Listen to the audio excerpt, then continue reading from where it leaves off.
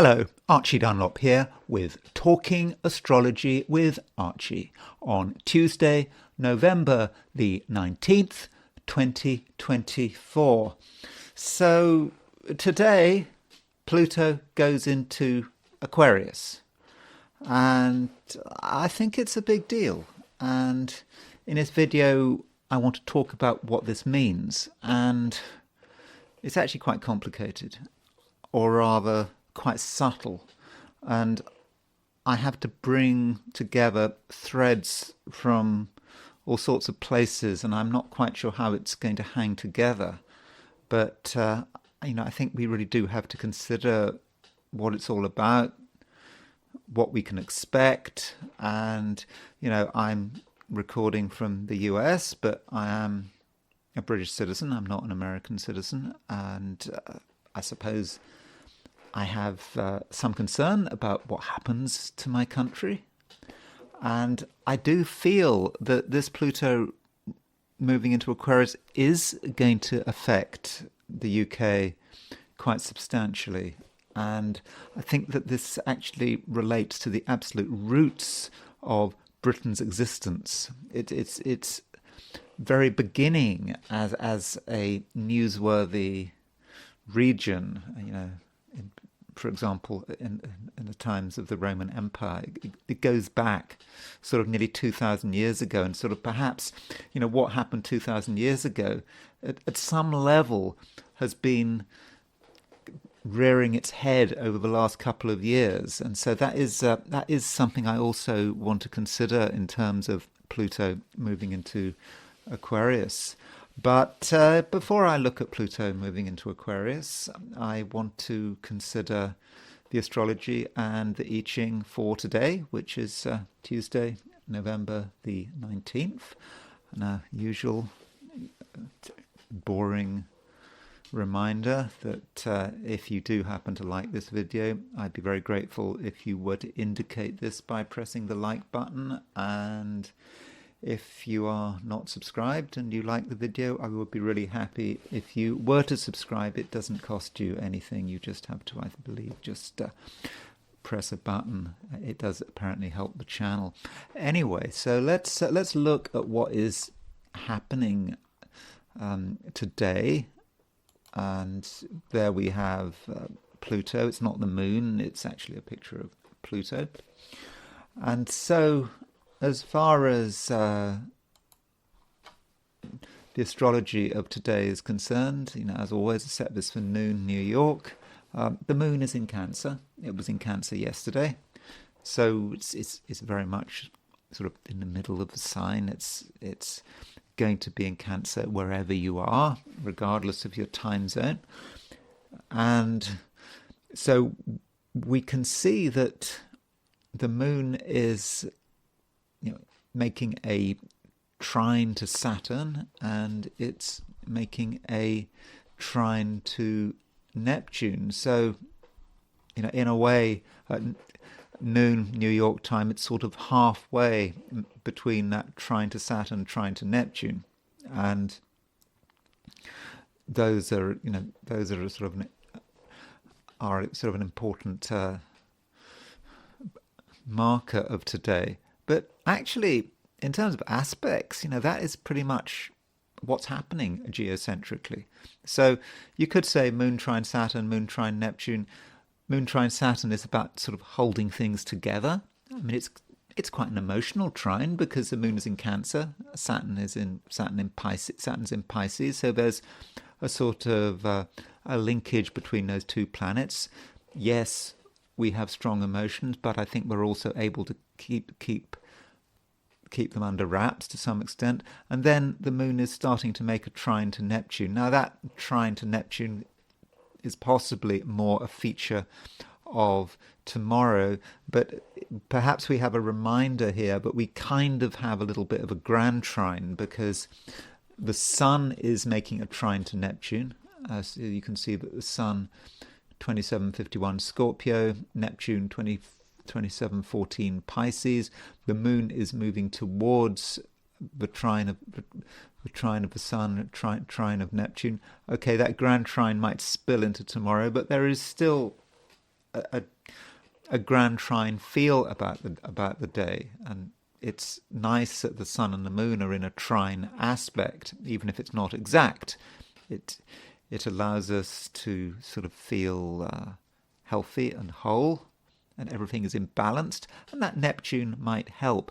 But if we're going to get into that Neptune, we have to use that Neptune constructively. With moon trine Neptune, sun trine Neptune, it's not a day for doing things that are particularly clear and focused. Maybe perhaps we need to allow ourselves to relax, be putting ourselves in positions where there's nothing that we necessarily have to do. We can just tune into the vibes, and if we're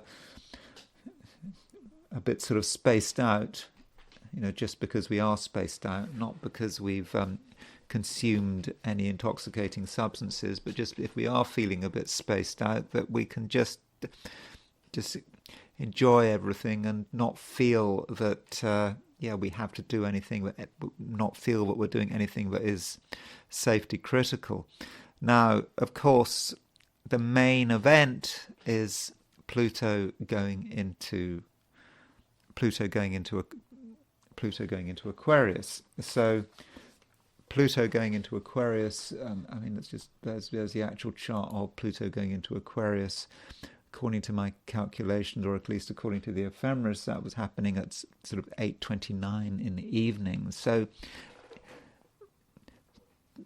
when Pluto goes into Aquarius kind of depends on your time zone. So sort of 8:29 p.m. is going to be 8:29 p.m. is going to be 3:29 p.m. Eastern Standard Time. So it will, to an extent, depend on where you are. And if you're in Australia or New Zealand, the moon will go into Aquarius tomorrow on Wednesday. So it does depend to some extent. Now, Pluto going to Aquarius, can you actually expect anything? Can we expect any huge events today as the moon moves into Aquarius? I would have said the answer is probably no. I don't think it necessarily marks anything particularly special for today. As I said right at the beginning of this video, Pluto moving into Aquarius is something that is very subtle, and it may actually take years to really realize what it's all about. So to expect anything to happen today is, I think, expecting too much. But I suppose if we have to say anything with Pluto moving into Aquarius, well, also Pluto is just moving from one sign ruled by Saturn to another sign ruled by Saturn. Pluto in Capricorn moves to Pluto in Capricorn moves to Pluto in Aquarius. So that's just kind of more of the same, you could say. Well, not quite the same, because Capricorn is an earth sign. It's a feminine sign. And Aquarius is an air sign. It's a masculine air sign. So there is a difference in emphasis. And as I will be explaining later in the video, Pluto in Aquarius is about the tension between control and freedom, and wanting to be an individual. But there are powerful things happening which are threatening to take our individuality away. And, at this stage in this video, I don't really want to spend too much time or any more time really talking about it. Although when I look at do my forecast for the 12 signs very soon, I will be considering what it means for Pluto to be in Aquarius for each of the 12 signs. So that's something I will be looking at in a minute, but in a few minutes. But I wouldn't necessarily expect anything to happen today just because Pluto's gone into Aquarius. Now, as far as what the situation would look like if you're in say Sydney, Australia, so there's not a huge difference. Moon is at 18 Cancer in noon in New York. If you set that chart for Sydney, noon Sydney, or this is a representative of Australia and New Zealand, the moon is at 9 Cancer. So not a lot of difference. The only thing is that noon Sydney, Australia, the moon is opposition Venus. I don't think you're going to really feel that moon opposition Venus if you're in the Americas, for example. So I suppose if you are in Australasia or Eastern Asia Tuesday today, then you might feel that other people are somewhat discordant. It's what I was saying yesterday. It may be about aesthetics, and it may be that just some people, in the way they carry themselves, the way they present themselves, the way they, I don't know, dress themselves, what they look like, their style, whatever, just might be uncomfortable, just might not feel right.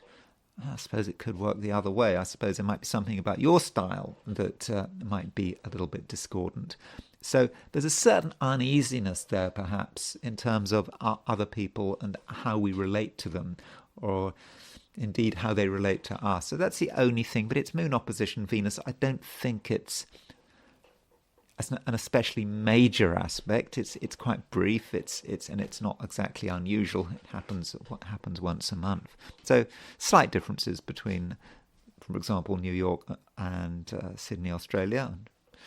But I would not regard those differences as being especially major. Although you can see that noon Sydney, Australia, Pluto is at 29:59 Capricorn. And so it's a little bit further back than it was in the Americas. It just so that tells us that Pluto doesn't go into Aquarius until tomorrow. In fact, for much of Asia, I think the Middle East, very late in the evening, the Pluto will go into Aquarius, but sort of further east, Australia, New Zealand, it's Wednesday. Pluto moving into Aquarius. Now, as far as the heliocentric position is concerned, so quick look at that, and so we'll switch to the heliocentric view. There it is. So from a heliocentric view, Mars is now exactly square Neptune, and that Mars square Neptune can be about how we assert ourselves. We may not be able to assert ourselves particularly effectively. We might just get confused, although we are talking about something sort of on a fairly global level. When we think of Mars and Neptune, we think of the sea. We think Mars is quite an angry aspect, so we may see drama in terms of bodies of water. I mean, who knows what's going on in Ukraine? I mean, it's looking grim, of course, now that Biden has authorized long-range missiles, long-range weapons, for Ukraine to use American weapons in a long-range way. And I think that is serious. And it's something I will be talking, I think, about in tomorrow's video. But with that Mars square Neptune, we perhaps get the idea of sea attacks, things happening on the sea that may not be fortunate, boats getting attacked, maybe bridges getting attacked, things happening around water. Okay, place where it's most likely to happen is Ukraine, Russia, for example, around the Black Sea, but it could happen somewhere else. Or, of course, it may be that nothing happens. But we perhaps need to think about the potential of that Mars square Neptune. On a more positive note, heliocentrically, we do have a conjunction between Mercury and Venus, which is actually quite nice. It's I would have said heliocentrically, this is a heliocentric conjunction, remember. It's very creative. It emphasizes the things we can do well, and we can make things. And if we've got an ability, we'll be able to communicate this ability. Even if we haven't got an ability, we can find the ability. We can do something which is of artistic and creative value, and perhaps we can channel that as well. We're talking about the creativity of the universe, the creativity of the solar system, and perhaps how we can channel it into our everyday life. So I think that is something that is quite positive. And also, Venus is starting to make a square to Jupiter. you see, we've got Jupiter. So we got Mercury has just made a square to Jupiter. Venus is making a square to Jupiter. So what we've got is we've got Venus Mercury conjunction square Jupiter, and that may encourage us to push our creativity further, to experiment with something new. Although we might go over the top, we might want to push who we are and what we can do to a new level. Maybe we'll push it too far. I don't know, but in terms of art and creativity, try to push the limits of what you can do, because maybe you can do more than you actually realize. Turning to the 12 signs, there isn't so much going on. I'm not saying that nothing is going on. It's so, really that means that perhaps we should be focusing on that Pluto in Aquarius. Pluto in Aquarius is kind of general. I mean, Pluto will stay in Aquarius for a long time. It's gonna be there for the best part of 20 years. Not quite 20 years, but it's a long time. And I might be dead by the time Pluto leaves Aquarius and moves into Pisces. And 50% chance, according to this CDC life tables, or something like that. Okay, so let's look at the 12 signs. So these are my forecasts for the 12 signs for today, which is Tuesday, November the 19th, 2024. Aries.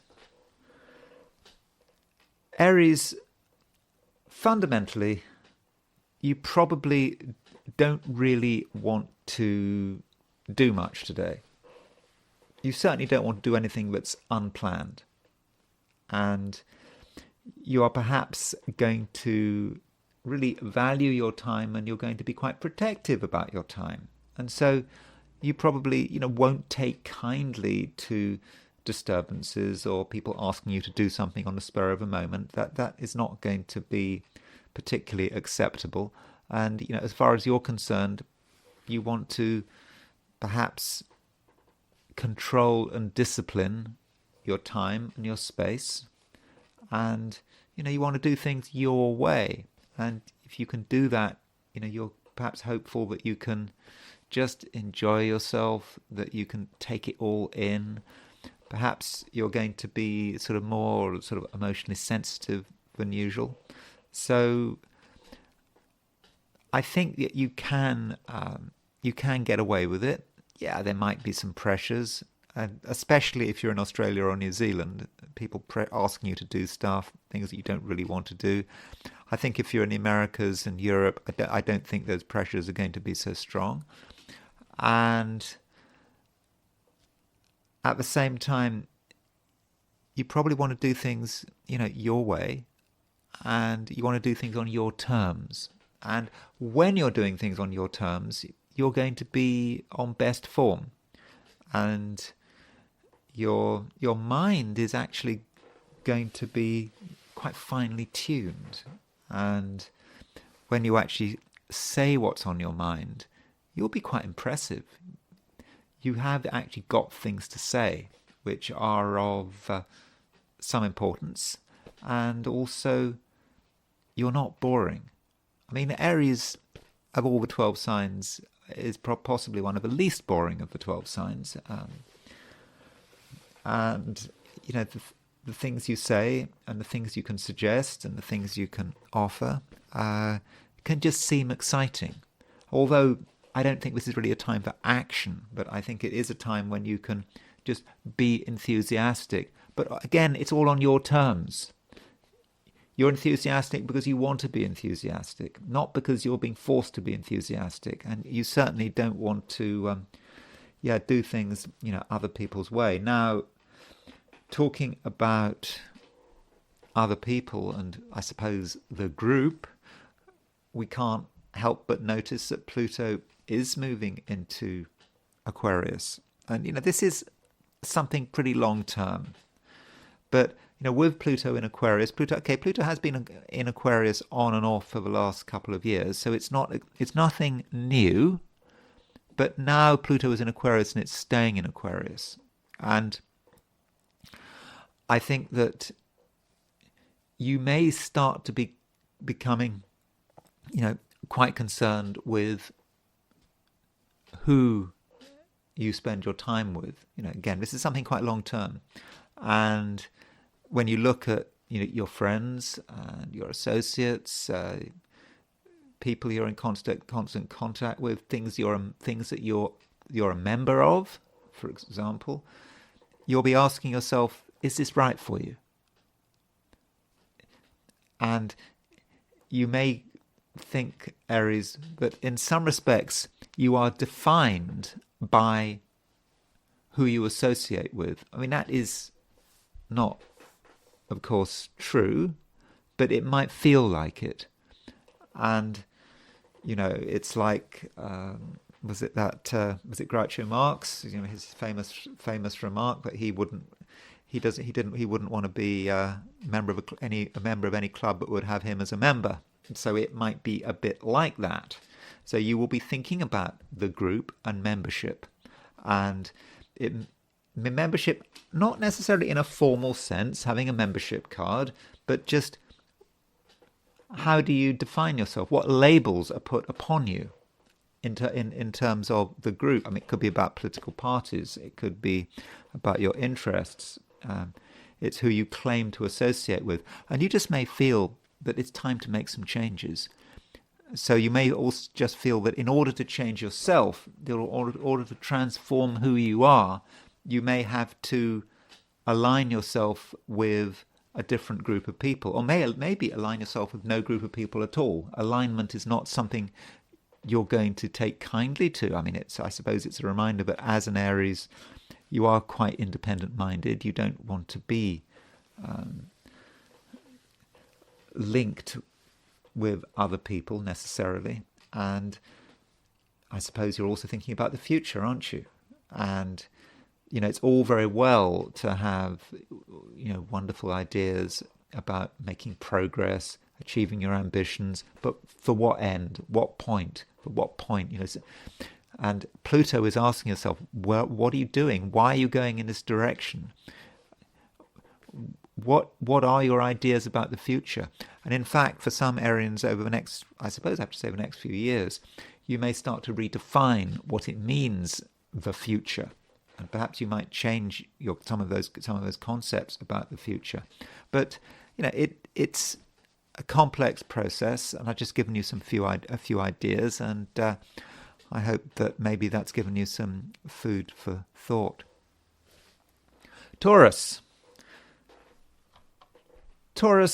on one level at least, everything is quite straightforward.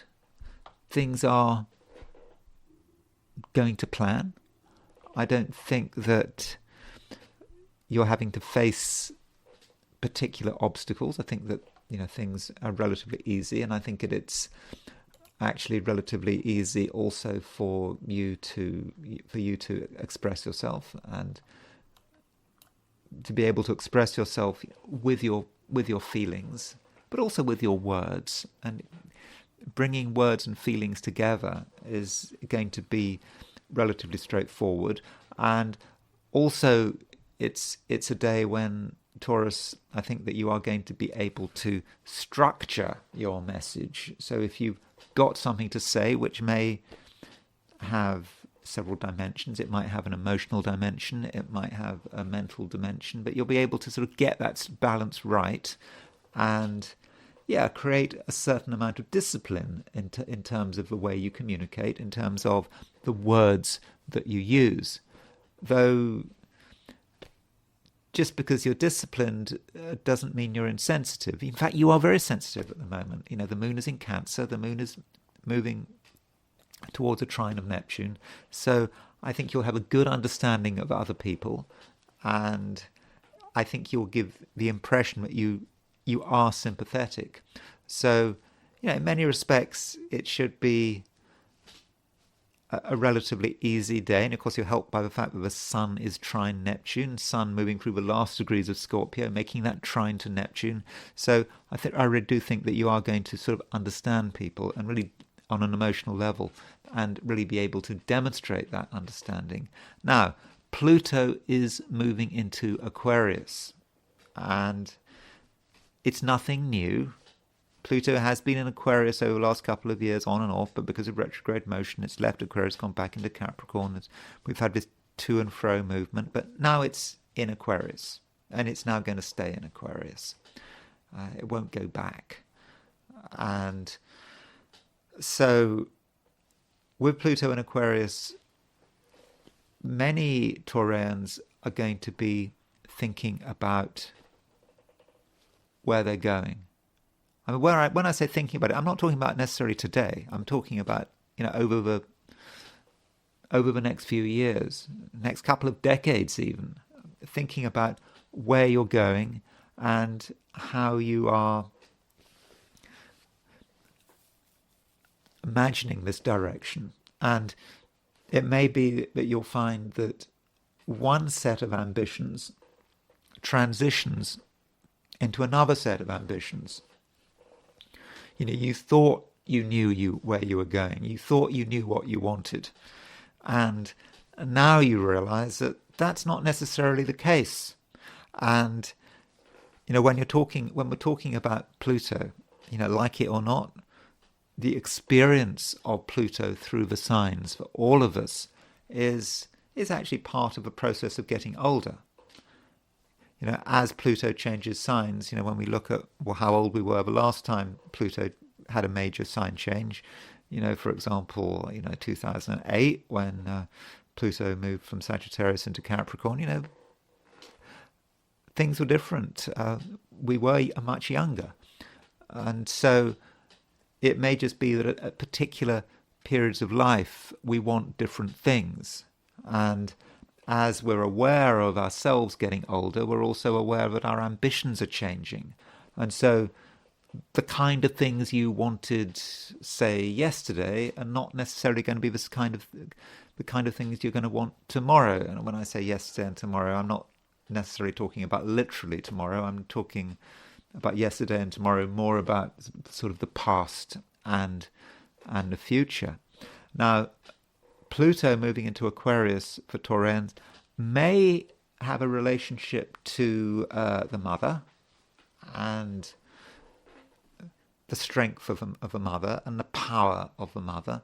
And that has nothing to do with whether or not your mother is still alive. Your mother is there. Your mother's influence is there. And of course, how you experience your mother, or should I say how you remember your mother, depend on a number of factors. I mean, for example, it might depend on your gender. I suppose in a woman's chart, it's I suppose more likely that as she gets older, she's going to, right through life, as she gets older through life, she's going to start to become perhaps more like her mother, even if she doesn't want to be like her mother. So that's a possibility. And you're aware of your mother and perhaps how you are integrating your mother still. And even in a male chart, obviously the mother has a big influence and the mother's opinions have a big influence, and believe it or not.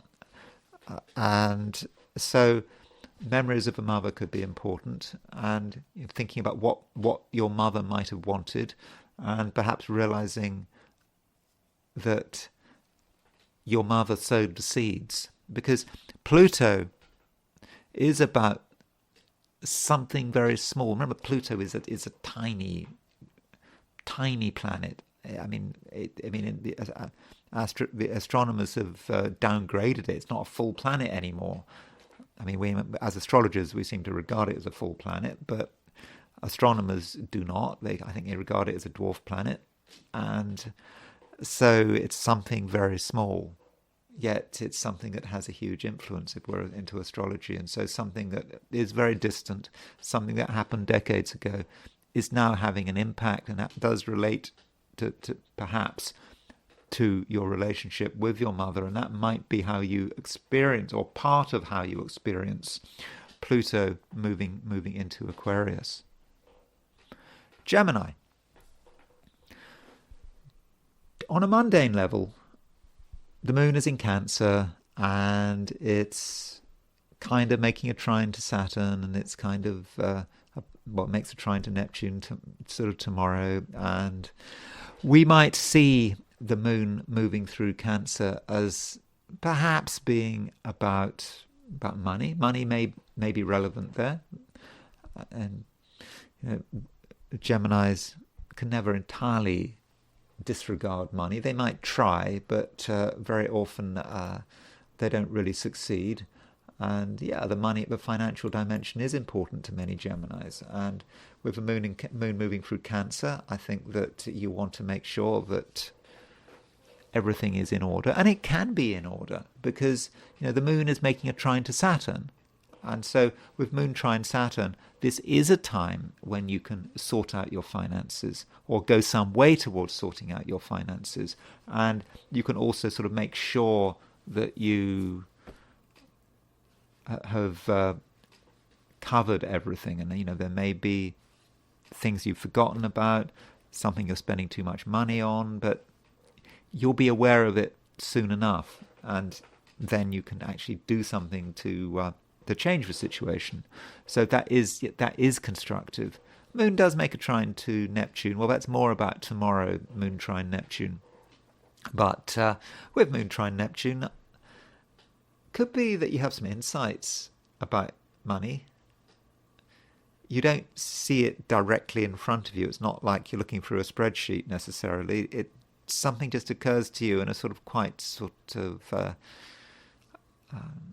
emotional way about money. You just have a feeling about money, and I think you may be being told something that could potentially be quite important. Now, if you're working over the course of the day, I think that moon trine Saturn is going to be particularly useful. I think that you will know what's important. You will be able to look after perhaps your employer's money. You'll be able to perhaps do something that is financially useful for your employer. I think you will be good value for money as an employer, and so that's something that you might want to consider. And also, if you feel that you need to make more money from your employment, then with moon trine Saturn, I think you can. And so don't be afraid to look for sort of new and alternative opportunities. But today isn't just about money. Indeed, money may not be important to you. There may be other things going on. I think, in a general sense, there is a little bit of uncertainty in the Gemini mind. There are things you'd certainly like to be doing. You'd like to be able to dissolve into something larger than yourself, perhaps. Think that you are part of something amazing and that's going to look after yourself, but at the same time you're afraid. You are afraid of letting go, actually, Gemini. What actually would happen. And, it's your mind, your logic that is keeping everything together. And if your logic goes, what's the alternative? What could happen? Well, you don't know. And that might feel a little bit scary. It's not going to last for long. This is not going to last, I don't know, for weeks and weeks, but it just may be a time where you do feel a little bit unsure of yourself, and you may be looking for reassurance. And I suppose you have to look at what you can, look and consider, what you can touch, what is real, and perhaps not necessarily drift off on sort of flights of fantasy. Now, on a longer term sense, of course, we have Pluto going into Aquarius. And I think that for Geminis, this is quite important. And, the problem about being a Gemini, I mean, at least from my perspective, talking as someone who has their sun in Gemini, the problem about being a Gemini is, can you really believe in anything? Really? Or are you just kidding yourself? I suppose, one of the most famous Geminis, in a sort of philosophical sense, is Jean-Paul Sartre, the existential philosopher. And so Sartre came to the conclusion. I'm not a philosopher. I'm not really particularly good when it comes to philosophy. I sort of pick things up, but reading through philosophy books is to me is just is very, very hard work. And this idea that things can be reduced to absurdity. What is the point in living? Because if we know we're going to die, we know that in the end everyone else is going to die. It's all ultimately a waste of time. And we're sort of reminded of Marcus Aurelius. Marcus Aurelius was actually a Taurus. So Marcus Aurelius said that, we get concerned about ourselves. We might have a nice monument. We might have a nice grave. But in the end, that grave will be forgotten. Our name will be forgotten. That's what Marcus Aurelius said. Of course, Marcus Aurelius had it, in some respects, was quite lucky, because I'm still talking about Marcus Aurelius, and he died, I think, in AD 180. So nearly 2,000 years later, people are still talking about Marcus Aurelius. But he just saw the absolute pointlessness of things. And that can be a Gemini thing as well. Going back to Jean-Paul Sartre, it's all absurd.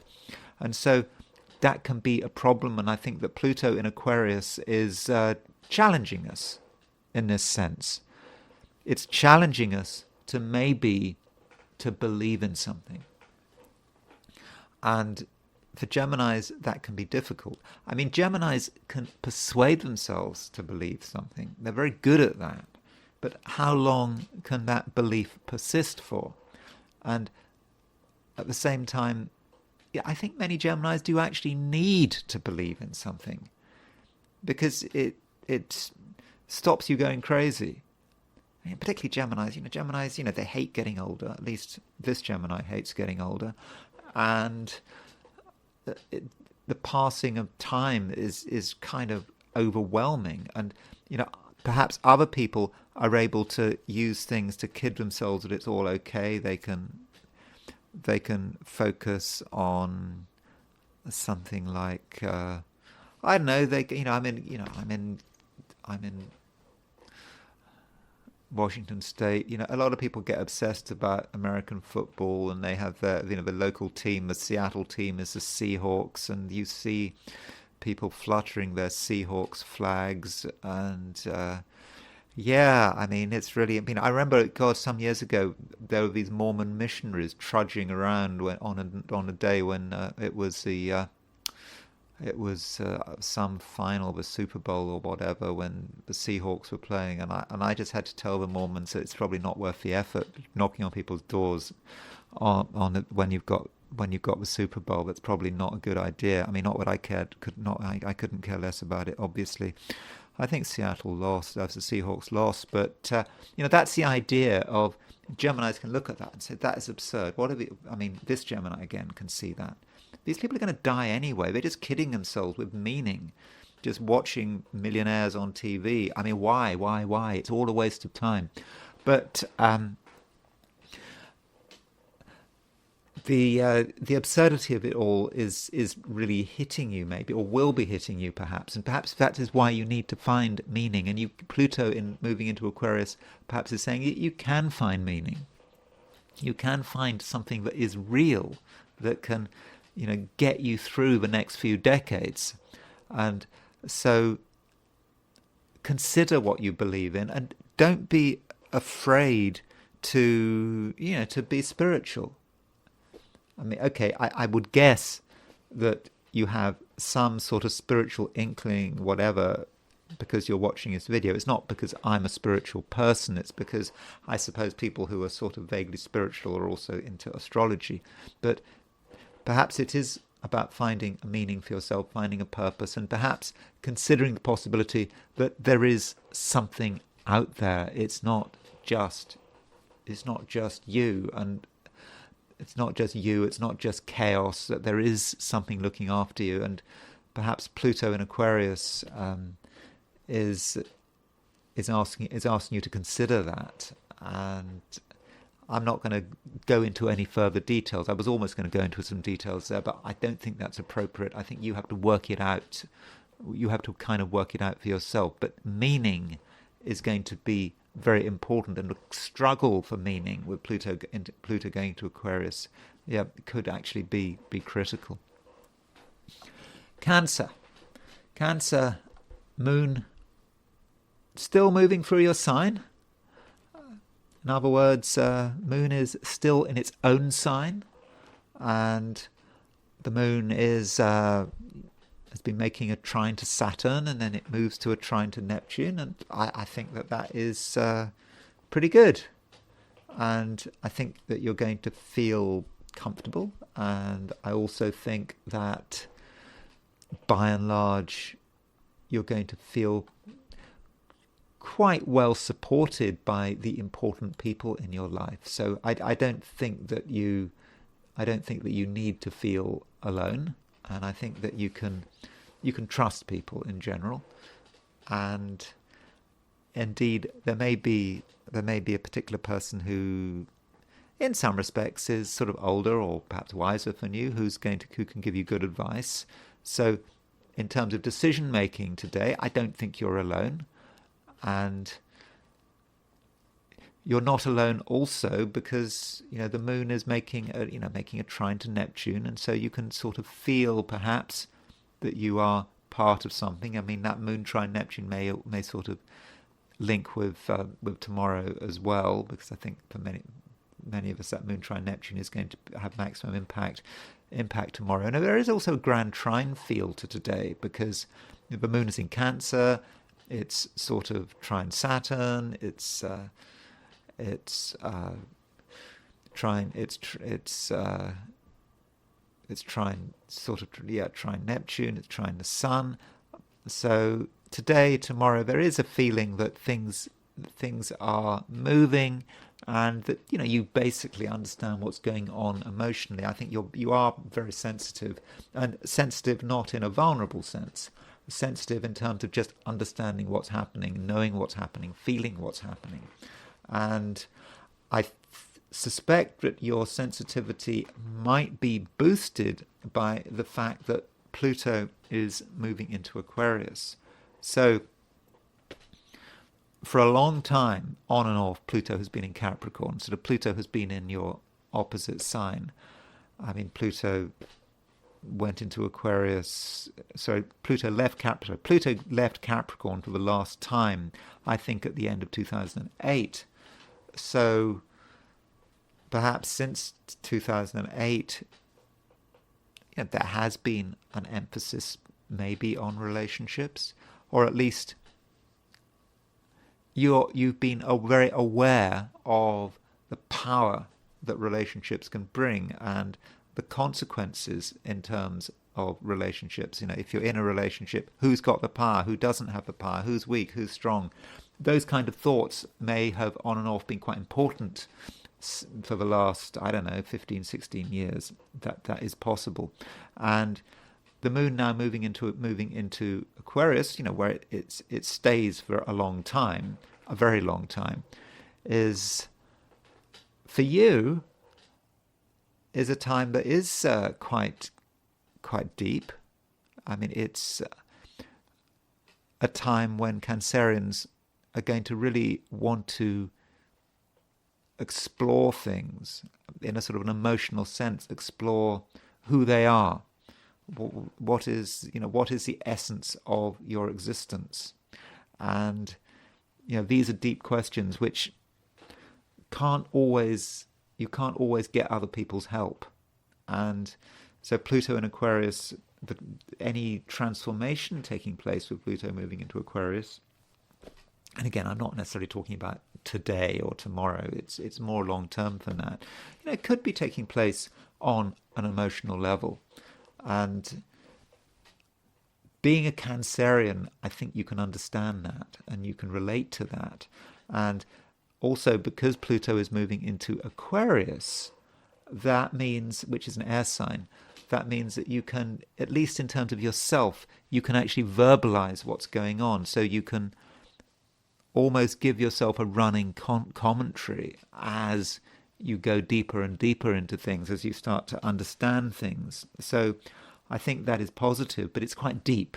There's nothing trivial about it. Now, Pluto moving into Aquarius on a material level could be about agreements, wills, legacies, joint finances, complicated money.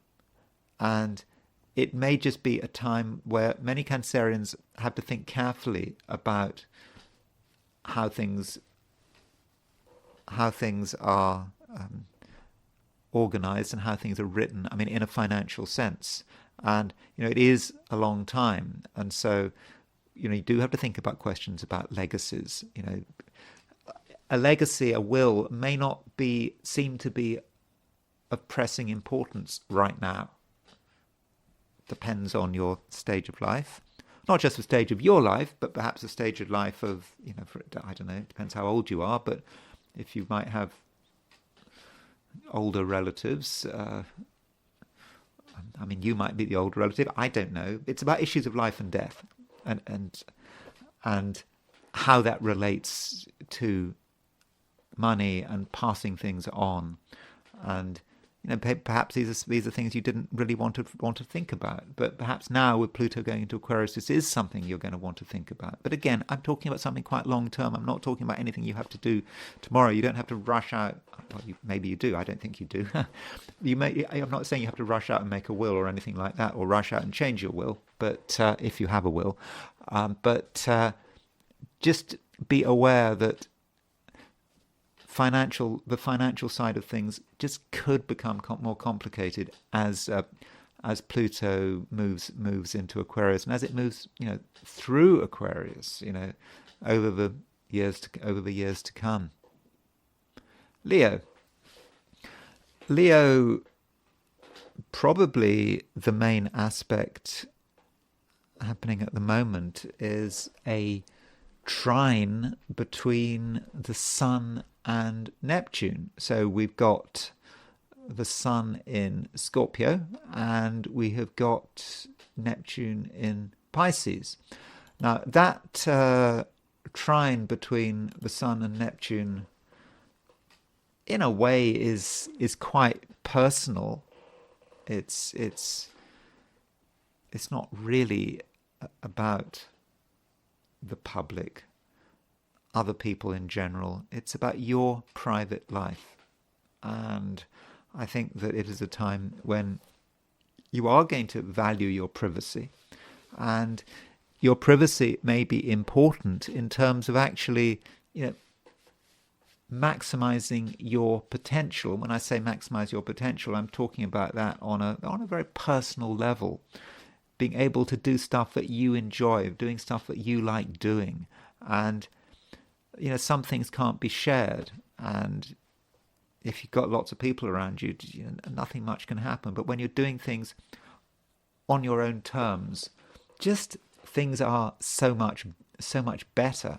And also, you're not under pressure.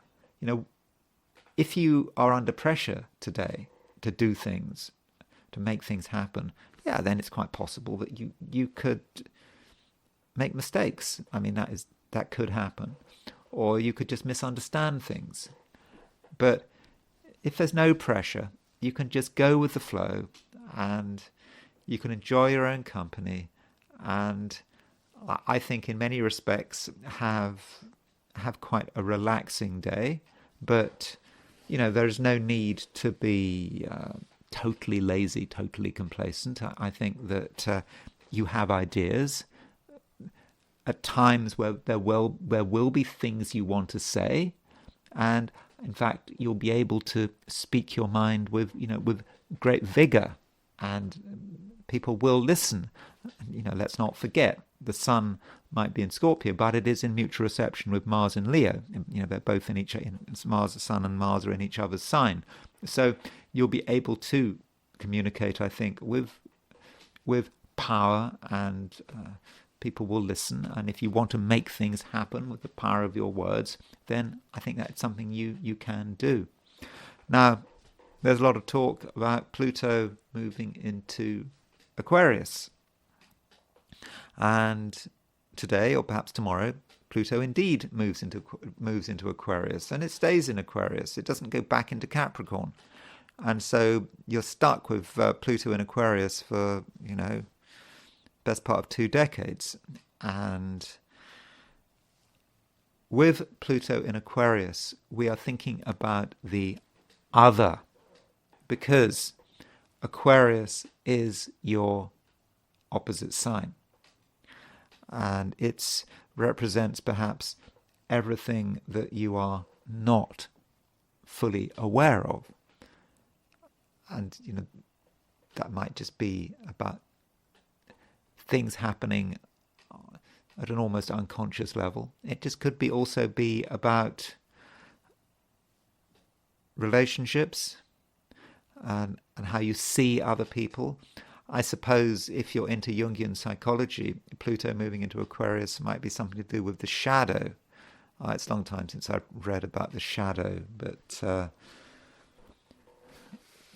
certainly when I was studying astrology, people talked about the shadow a lot, because, in the 80s, Jung and astrology, people tended to sort of mix them up quite a lot. But the shadow is perhaps, if I've got this right, represents sort of a part of ourselves that it is very much a part of ourselves, but we reject. We do not see it as being a part of ourselves. It perhaps represents our dark side, the things we cannot accept. And it might be things that we project. So with Pluto moving into Aquarius, there is perhaps an increased danger of projection. We see our darkness, perhaps our evil. We're all evil at some level. And I suppose if you're Christian, even more so. But we do have the evil within us, and we may not recognize it, accept it, so we see it in other people.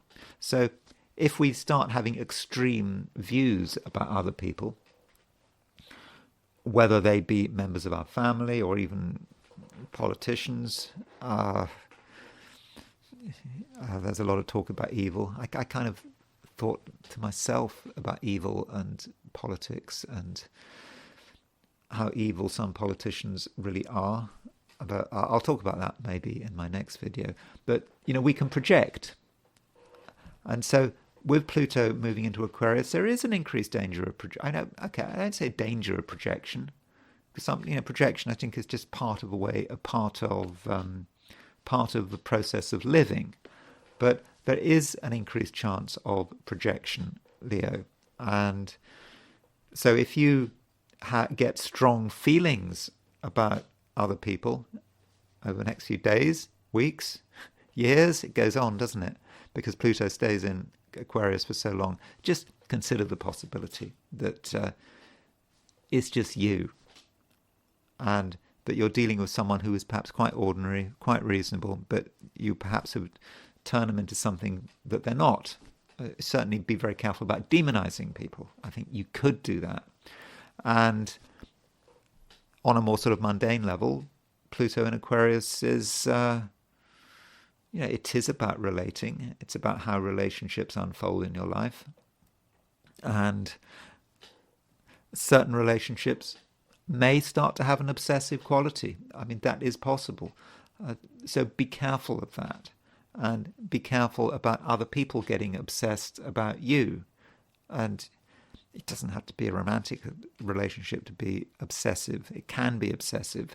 So certain people could become intensely important over the next few years. Sort of more important than perhaps they deserve, but they just do become important. And that might have something to do with Pluto moving through your opposite sign, with Pluto moving through Aquarius. Virgo. Virgo, the moon is in Cancer, and I think with the moon moving through Cancer, that does, I think, make you sort of more sociable than usual. And in a sociable sense, I think you're going to be sort of quite useful because the moon is in Cancer. It's making a trine to Saturn. So in terms of how you relate to other people, how you deal with other people, I think that you'll be quite effective, and I think that you'll come over as a fairly friendly and warm person. But there is a question of how close are you really prepared to get to people. There's something you're holding back on, and I think it may be the case, Virgo, that there might be something that you are somewhat afraid of. You are perhaps considering an action, you'd like to do something, but you're just wondering where it's going to go, and you're nervous. And I don't want to overstate the point. It's not going to last very long, but you don't fully want to let go, Virgo, because if you were to fully let go, you just don't know what's going to happen. I mean, anything can happen as far as you're concerned. And so that might be bothering you. And I think that you might then be feeling that you need to have a certain amount of control. What would happen if you were to let go, if you didn't have control? Well, just anything can happen. Now, perhaps what you need to do is completely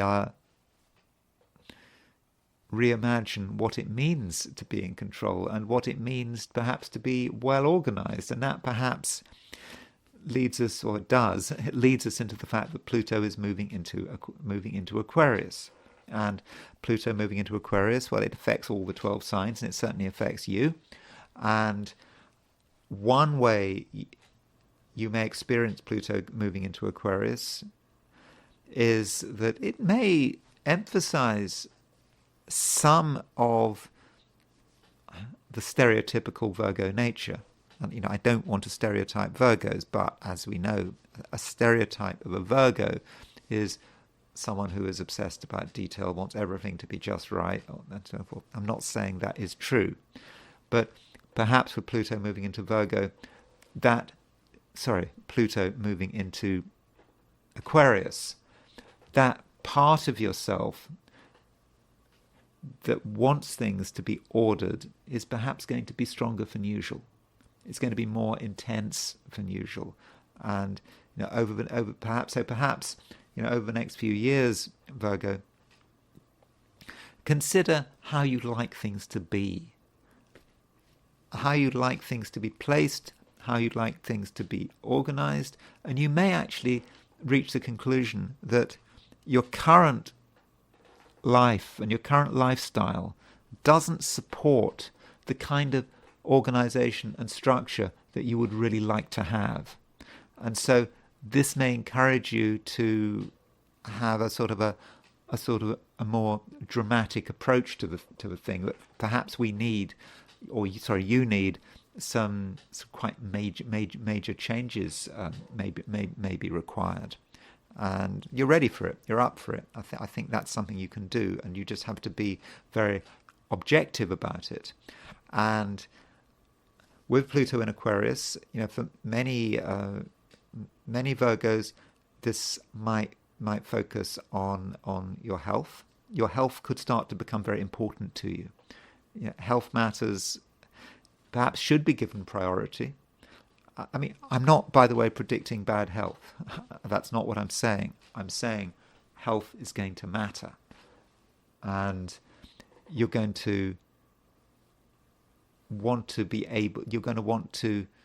make decisions about your health which have a certain independence about them.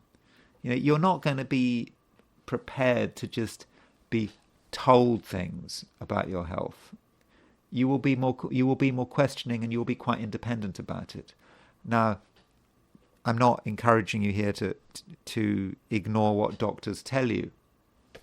I'm not in a position to give you medical advice, but I'm just talking about perhaps your perception. So when you are given medical advice, even by someone who really knows what they're doing, like a doctor, or supposedly knows what they're doing, you're going to be quite independent-minded about it. You're going to be thinking, well, is that the right advice? Maybe there's a different way of doing it.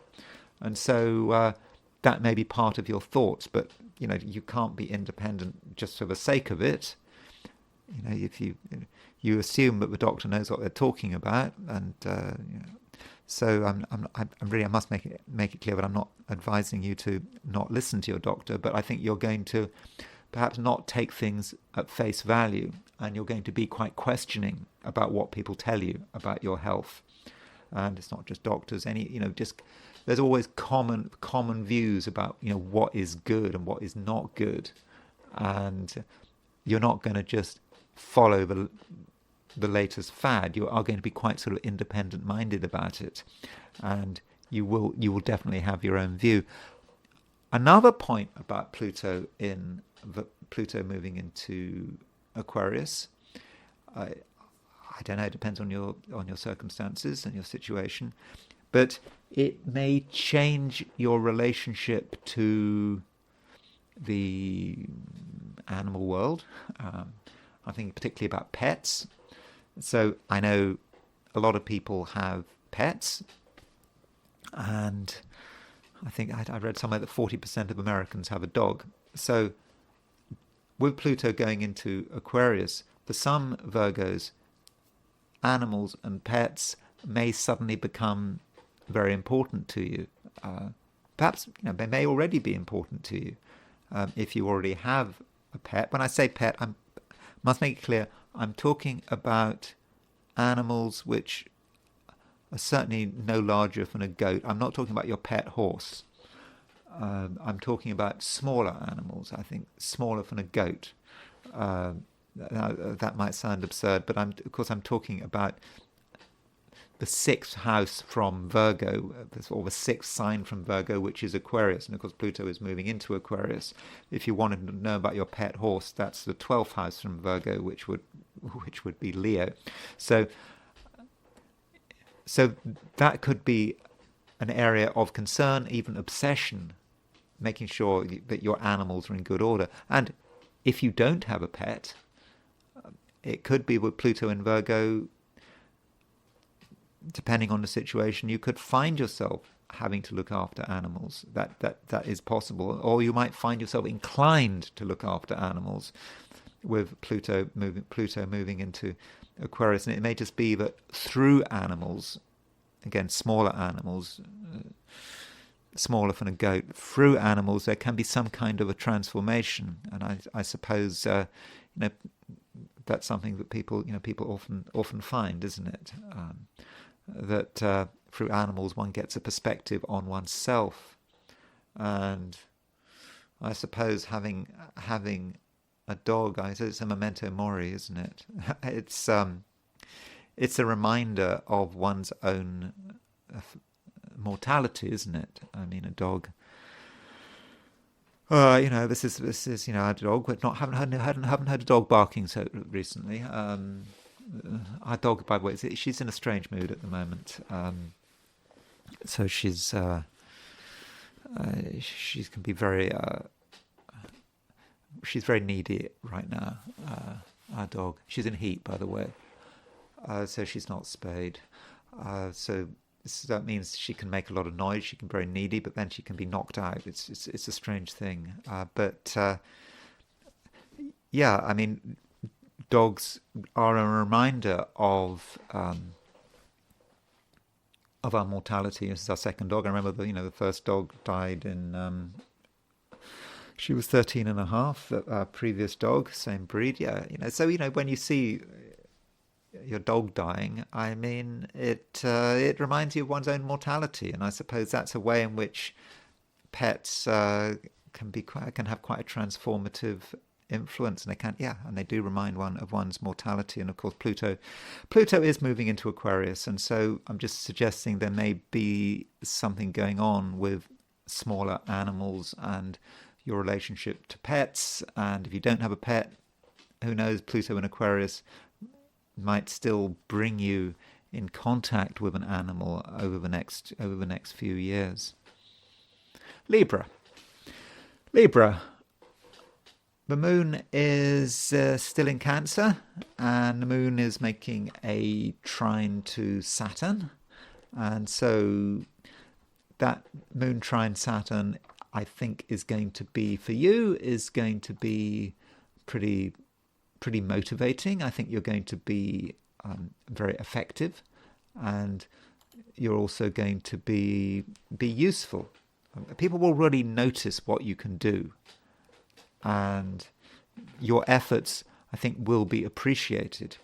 If there's something you feel needs to be done, particularly in a setting like your working environment, you really can do a good job, and yes, you can certainly get noticed, and you can get appreciated. Though you may appear to do things easily, but deep down, everything could be a little bit sort of just hard work at the moment today. Just everything takes a lot of effort. You've got to really sort of push yourself, Libra. I mean, it may just feel that something is holding you back, and it's holding you back, and you really want to escape from it, and you can't escape from it, and you're having to push yourself really hard to get results. So that may be one aspect of the way you're feeling. I would not take it too seriously. I don't think that in reality you are being held back, but it might feel like that. So if there are times over the course of a day where you feel quite frustrated, I would suggest that you don't take it to heart. Now, the big event today, or perhaps tomorrow, is Pluto moving into Aquarius. And you already had Pluto in Aquarius on and off. Went into Aquarius, went retrograde, went back into Capricorn, stayed in Capricorn for a bit, then moved into Aquarius. But anyway, now it's here. It's here to stay. And so with Pluto moving into Aquarius, I think certain things may become very important to you, which perhaps weren't important to you not so long ago. And the most obvious thing to say about Pluto in Aquarius is that it should force you to focus on what you can do and on what makes you special. Because Aquarius, as a sign from a Libran perspective, is very much about who you are. It's how creative you are, and what makes you special. And that's what you need to think about. And for a Libran, that can sometimes be a little bit difficult, because there are times when you try too hard to listen to other people. You don't want to upset the balance. I mean, some Librans love upsetting the balance, but I think most Librans like to keep things on an even keel, and they're a bit afraid of taking things too far. But with Pluto in Aquarius, you need to think about what makes you special. And there is that question: what if you feel that there isn't anything that makes you special? I'm sure there is, but what if you feel you're not good enough? Now the thing is, a good thing about Pluto in Aquarius is it stays in Aquarius for a long time. Very often with these astrological events, moon stays, moon goes into Aquarius, lasts a couple of days, then it's out. Even the other Venus, Mars, they last a month, 2 months, maybe just a few weeks. But this is a big deal, Pluto moving into Aquarius. And so that means you've got the chance to work on something. You've got the chance to develop something. So if you feel you've got some piece of creative potential, but you feel that it's maybe not good enough, it's not up to standard. Well, it's quite possible you're just doing yourself down for the sake of it, but let's just say it isn't good enough. I'm not saying it isn't good enough, but just say it was. With Pluto in Aquarius, you've got plenty of time. You've got the chance here to make sure that something is important to you. You can develop it, you can build it, you can get obsessed about it. And there's nothing wrong with being obsessed. I mean, obsessed, the word obsession is a word one does associate with Pluto, but getting obsessed about something is very often very important. I mean, I suppose, I don't know how good at astrology I am, but I suppose in order to know about astrology, I had to get obsessed about it. I had to spend, just, I don't know, a couple of years of my life just absolutely doing nothing except astrology, in order simply to understand it.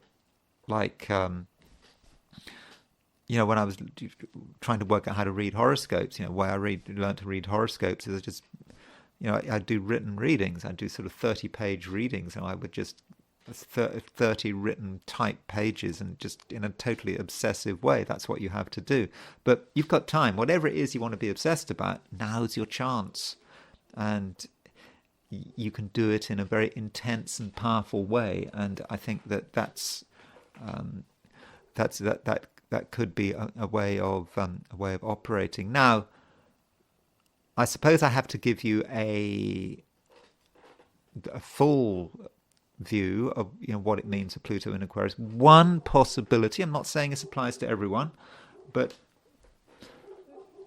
it may be that for some Librans, Pluto moving into Aquarius may have implications in terms of children, because Aquarius is the fifth house, it's the fifth sign from Libra, and so Pluto moving into Aquarius may be, for example, if you have children, that they start to take up a lot of your time in a way they hadn't done before.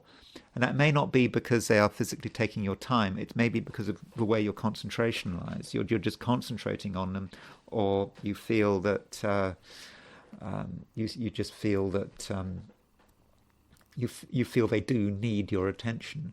And the issue of children may become more important than it was in the past. Pluto has been sort of moving in and out of Aquarius, but now it's very much in Aquarius, and so that could be something that does take up a lot of your time.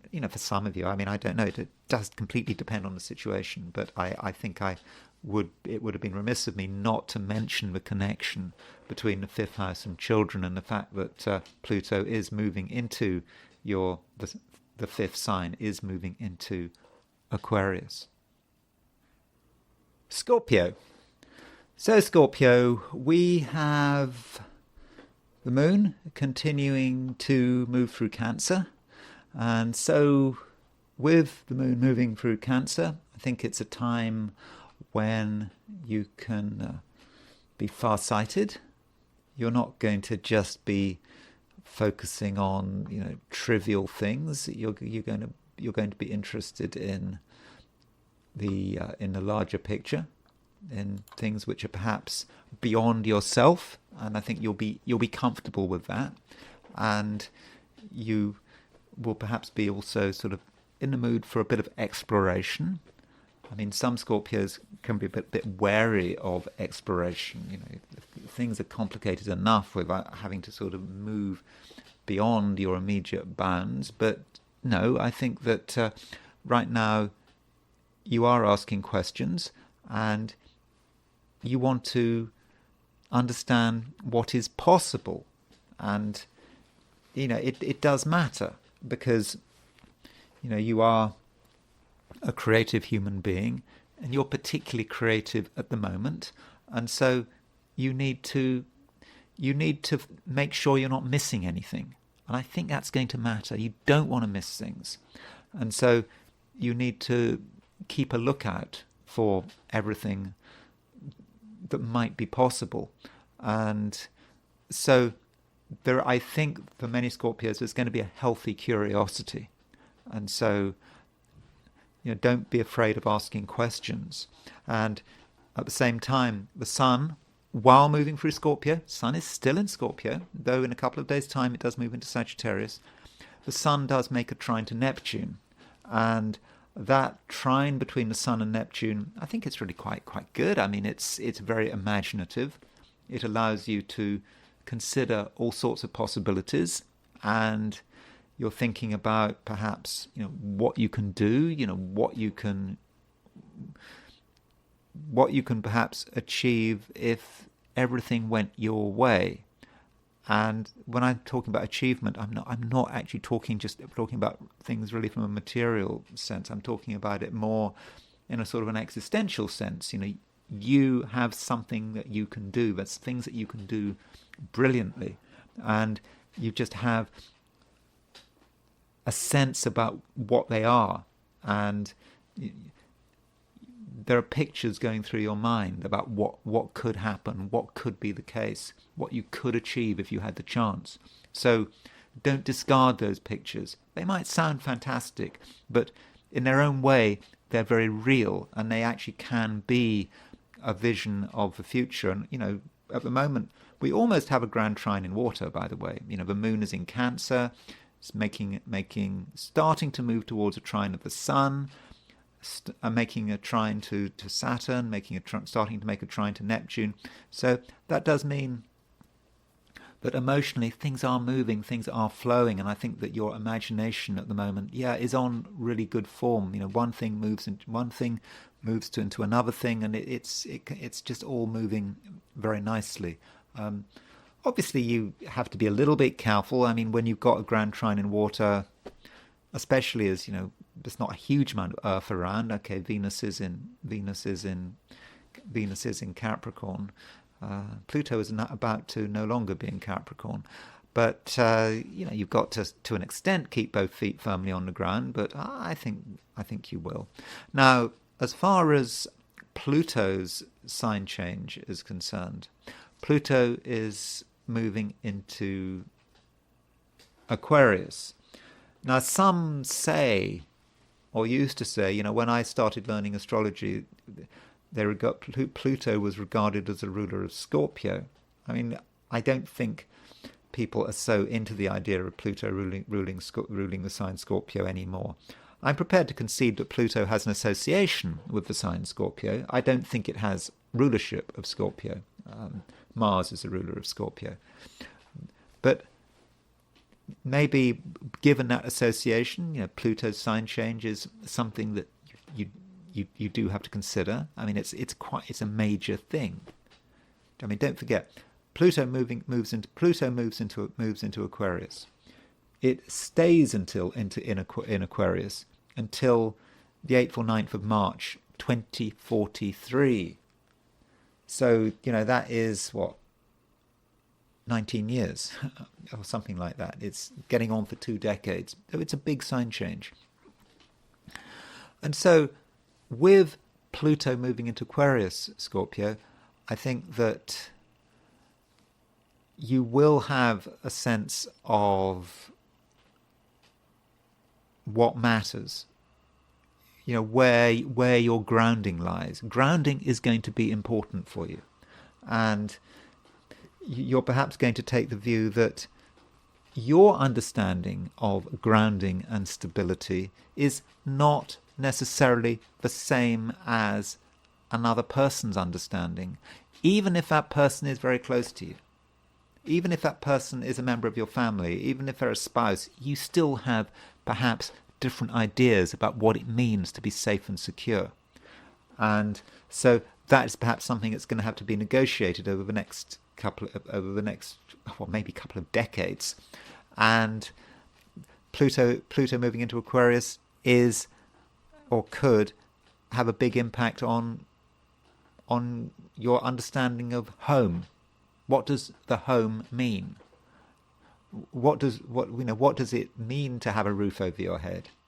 And you have, I think, a very particular concept of what it means to have a roof over your head that not everyone is necessarily going to agree with. But perhaps part of the challenge for you with Pluto moving into Aquarius is finding out what the home actually means. And yeah, it is very individual, and you could go to one place, it's supposed to be a home, but it's not a home, it's not right, it doesn't feel right, so you move from place to place looking for somewhere that really does feel secure and is absolutely right for you. And so that is perhaps a challenge, and you will know if it's right, and if it's at all wrong, you'll just see it. It'll be quite obvious that it's not right. And so Scorpio, the finding of security could indeed be important. Perhaps on a more mundane level, things like real estate and the property you own, or perhaps a property you aspire to own, or I suppose it could be the property you rent. It depends on your circumstances, but it's just going to be important. And perhaps the acquisition of, if appropriate, the acquisition of property could be important. So it depends what you're doing, and from a sort of perspective of, say, I don't know, real estate issues over the next couple of decades, they could really matter. And from a financial point of view, Scorpio's security, that's going to be hugely important. And we're talking particularly about fixed assets. What are your fixed assets? I think you're going to be thinking very carefully about what they are. And if your fixed assets are not sufficient, I think you're going to be wanting to boost them with that. And that might become quite an obsession for you. And so overall, Scorpio, with Pluto going into Aquarius, it's about dealing with things which are at the absolute basic level. You've got to sort out that basic level, that ground on which you stand on all levels, the spiritual level, sort of material level, just general level of emotional happiness. That's something you're really going to have to focus on over the next 2 decades almost. Sagittarius, I suppose in some respects it might be a day when you feel that you need to look after yourself. You're going to be somewhat wary of what's happening around you. You perhaps don't entirely want to involve yourself, and so I think that's okay. There are indeed things, Sagittarius, that you perhaps need to work out in your own way, at your own pace, and so I don't think that you should allow yourself to be pushed or pressurized. And in fact, with the moon making a square aspect to Chiron, that may encourage you to perhaps be more independent than usual, because with that moon square Chiron, you may reach the conclusion that the only way you can do the things you really want to do, the things that make you different, the things that make you an individual, that the only way that can happen is really if you're left alone. If there are other people around, well, that's just going to water down your impact. You're going to be, I suppose, less powerful and less impressive. So a little bit of distance today might not be such a bad thing. Now, Pluto is changing sign, and so Pluto is moving from Capricorn into Aquarius, and so with Pluto moving into Aquarius,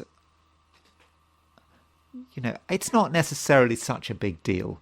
Pluto moving into Aquarius. I'm not saying that it's a massive event. I mean, okay, Pluto is going to be in Aquarius for the next almost 20 years until 2043. But I suppose with Pluto in Aquarius, you might become more aware of your space, the space in which you occupy on this planet, and not just your space, but everyone else's space. So you have your space, and your space is next to someone else's space, and so where does it all fit together? And I suppose that's a very complicated way of saying, think about your neighbours, and who your neighbours are over the next few years could matter. You may become quite obsessed with your neighbours. What are your neighbours doing? Are your neighbours doing things which upset you? Or perhaps you're doing things that upset them. And that might be how Pluto moving into Aquarius might work. Another way in which Pluto Aquarius might function is perhaps you need to consider how you move from A to B. Now, some people are very concerned about how you move from A to B. There are perhaps ethical connotations. They might feel there are problems about having cars, or they want to use public transport, or they hate public transport. So you may start having very strong feelings about movement and how you get to places, and you may change your mind, and you may become a little bit ideological about it. And you may feel you're only going to take particular routes because this Pluto moving into Aquarius, does impact your whole concept of travel. Not travel in terms of big distances, more short distance traveling, everyday traveling, and so there may be a lot of thoughts about that. And finally, I suppose, depends on your situation, but if you have siblings, then your siblings may take up a surprising amount of your time over the next maybe next to 18 years. So you may become very concerned about your siblings, and your siblings may become very concerned about you, and there may be a bit of sibling rivalry, and at the same time there could be sibling reconciliation. It often happens, doesn't it? You fall out with your siblings, you just drift apart, then suddenly something happens where you come together again, and it's it can be dramatic, and the past can become the present. So if you have siblings, then do think about them, because they could become more important with Pluto moving into Aquarius. Capricorn, Moon is still moving through Cancer. Moon is in a sort of trine relationship to Saturn, so I think on a sort of basic level, it looks as if things are moving. There's not a huge amount going on, but with that Moon trine Saturn, I think in most cases you can trust other people. I think it's unlikely that you're going to be let down. I think if people say they're going to do something, I think that in most cases they will go and do it. And so I think that is going to make your life easier. But don't always assume that you absolutely know what's going on. I know that as a Capricorn, you usually are pretty organized. You've got everything under control. But there may be moments today when you just feel just a bit of uncertainty, and you may feel that you need to do one thing, but actually that's not the right thing you should be doing, and perhaps you should be a little bit wary of doing what other people say without thinking about it. Now, I've already said that other people can be relied on. I think other people can be relied on. I mean, they're not going to, I don't think, consciously mislead you, but you may perhaps misinterpret what someone else says. So that is possible. Or you may just reach the wrong conclusions. I mean, I don't think that's necessarily going to happen, but I just think it's something that you might have to be ever so slightly aware of. Now, as far as Pluto is concerned, you've had Pluto going through Capricorn on and off for a long time, since, I don't know, 2008 or something like that. Pluto's been moving through Capricorn, and I don't know what's been happening when Pluto has been moving through Capricorn. But I suppose in some ways it has redefined you.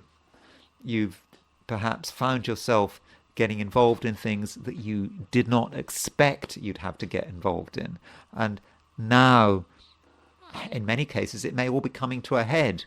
You're finding that you're having to do things which are just sort of a culmination of everything that has taken place since around 2008. But now Pluto is moving into Aquarius, and so that is a big change. Pluto's not going back into Capricorn, certainly not in this incarnation, not for you. And so with Pluto moving into Aquarius, there is a change of emphasis. It's not just about you.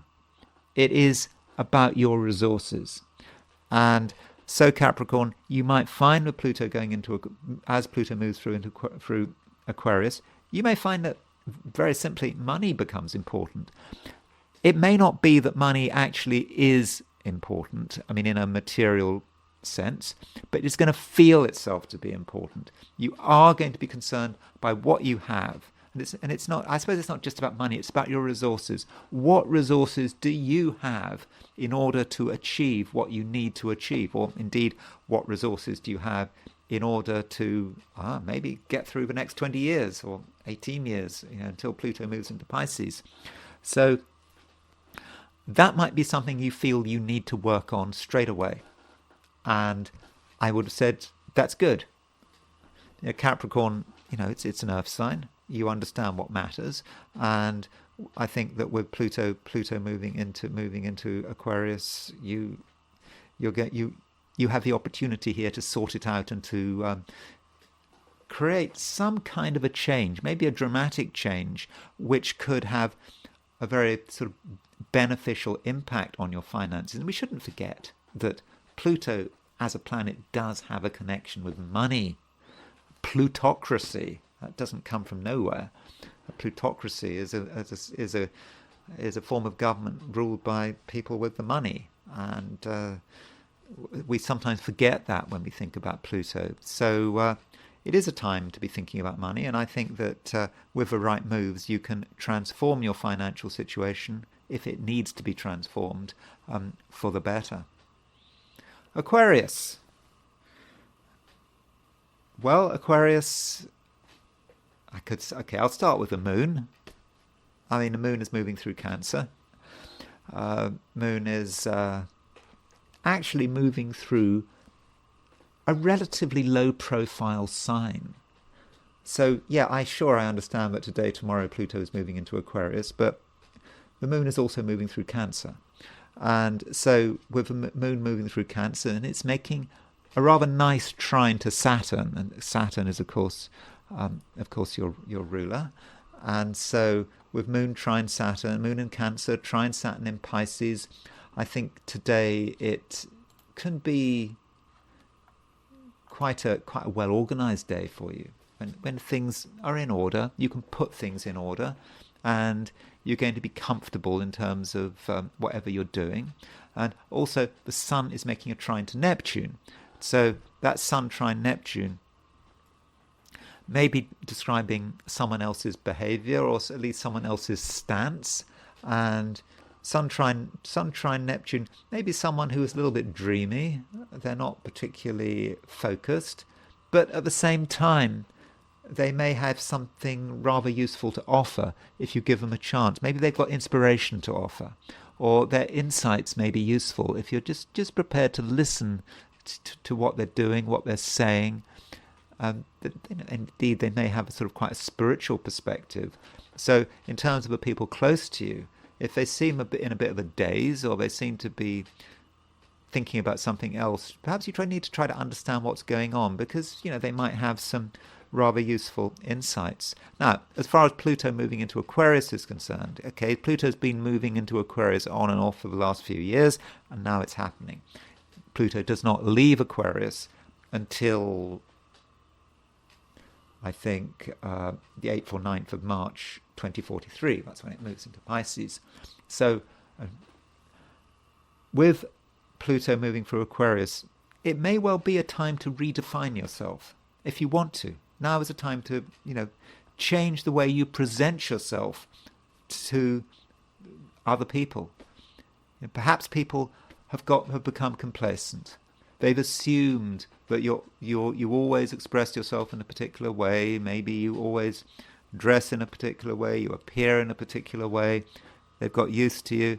And suddenly Pluto goes into Aquarius and everything changes. You feel that it's time to change. The mask needs to change. That's not about you changing. It's perhaps more about the mask. And so that's actually what you want to do. That's what you feel you have to do. And it may actually be a very organic process. It may not be anything that you have to consciously think about. It just happens. Just the way you respond to other people, it just changes. And in the process, I think that you become more powerful and you become more in control. And I think you become more charismatic. You have the power with Pluto moving into Aquarius. And I think that people will become increasingly aware that you have the power. I mean, after all, the spotlight is on you. Well, it might be difficult. Aquarians can be quite independent-minded. They don't always like to be in the spotlight.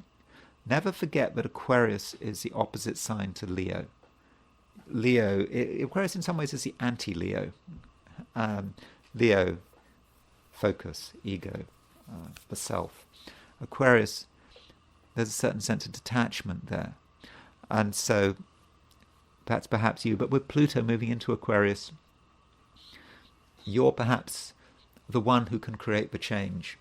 You can always, you might think that it's, Pluto, what dramatic things are going to affect you? But perhaps you should, consider it. How can you be dramatic?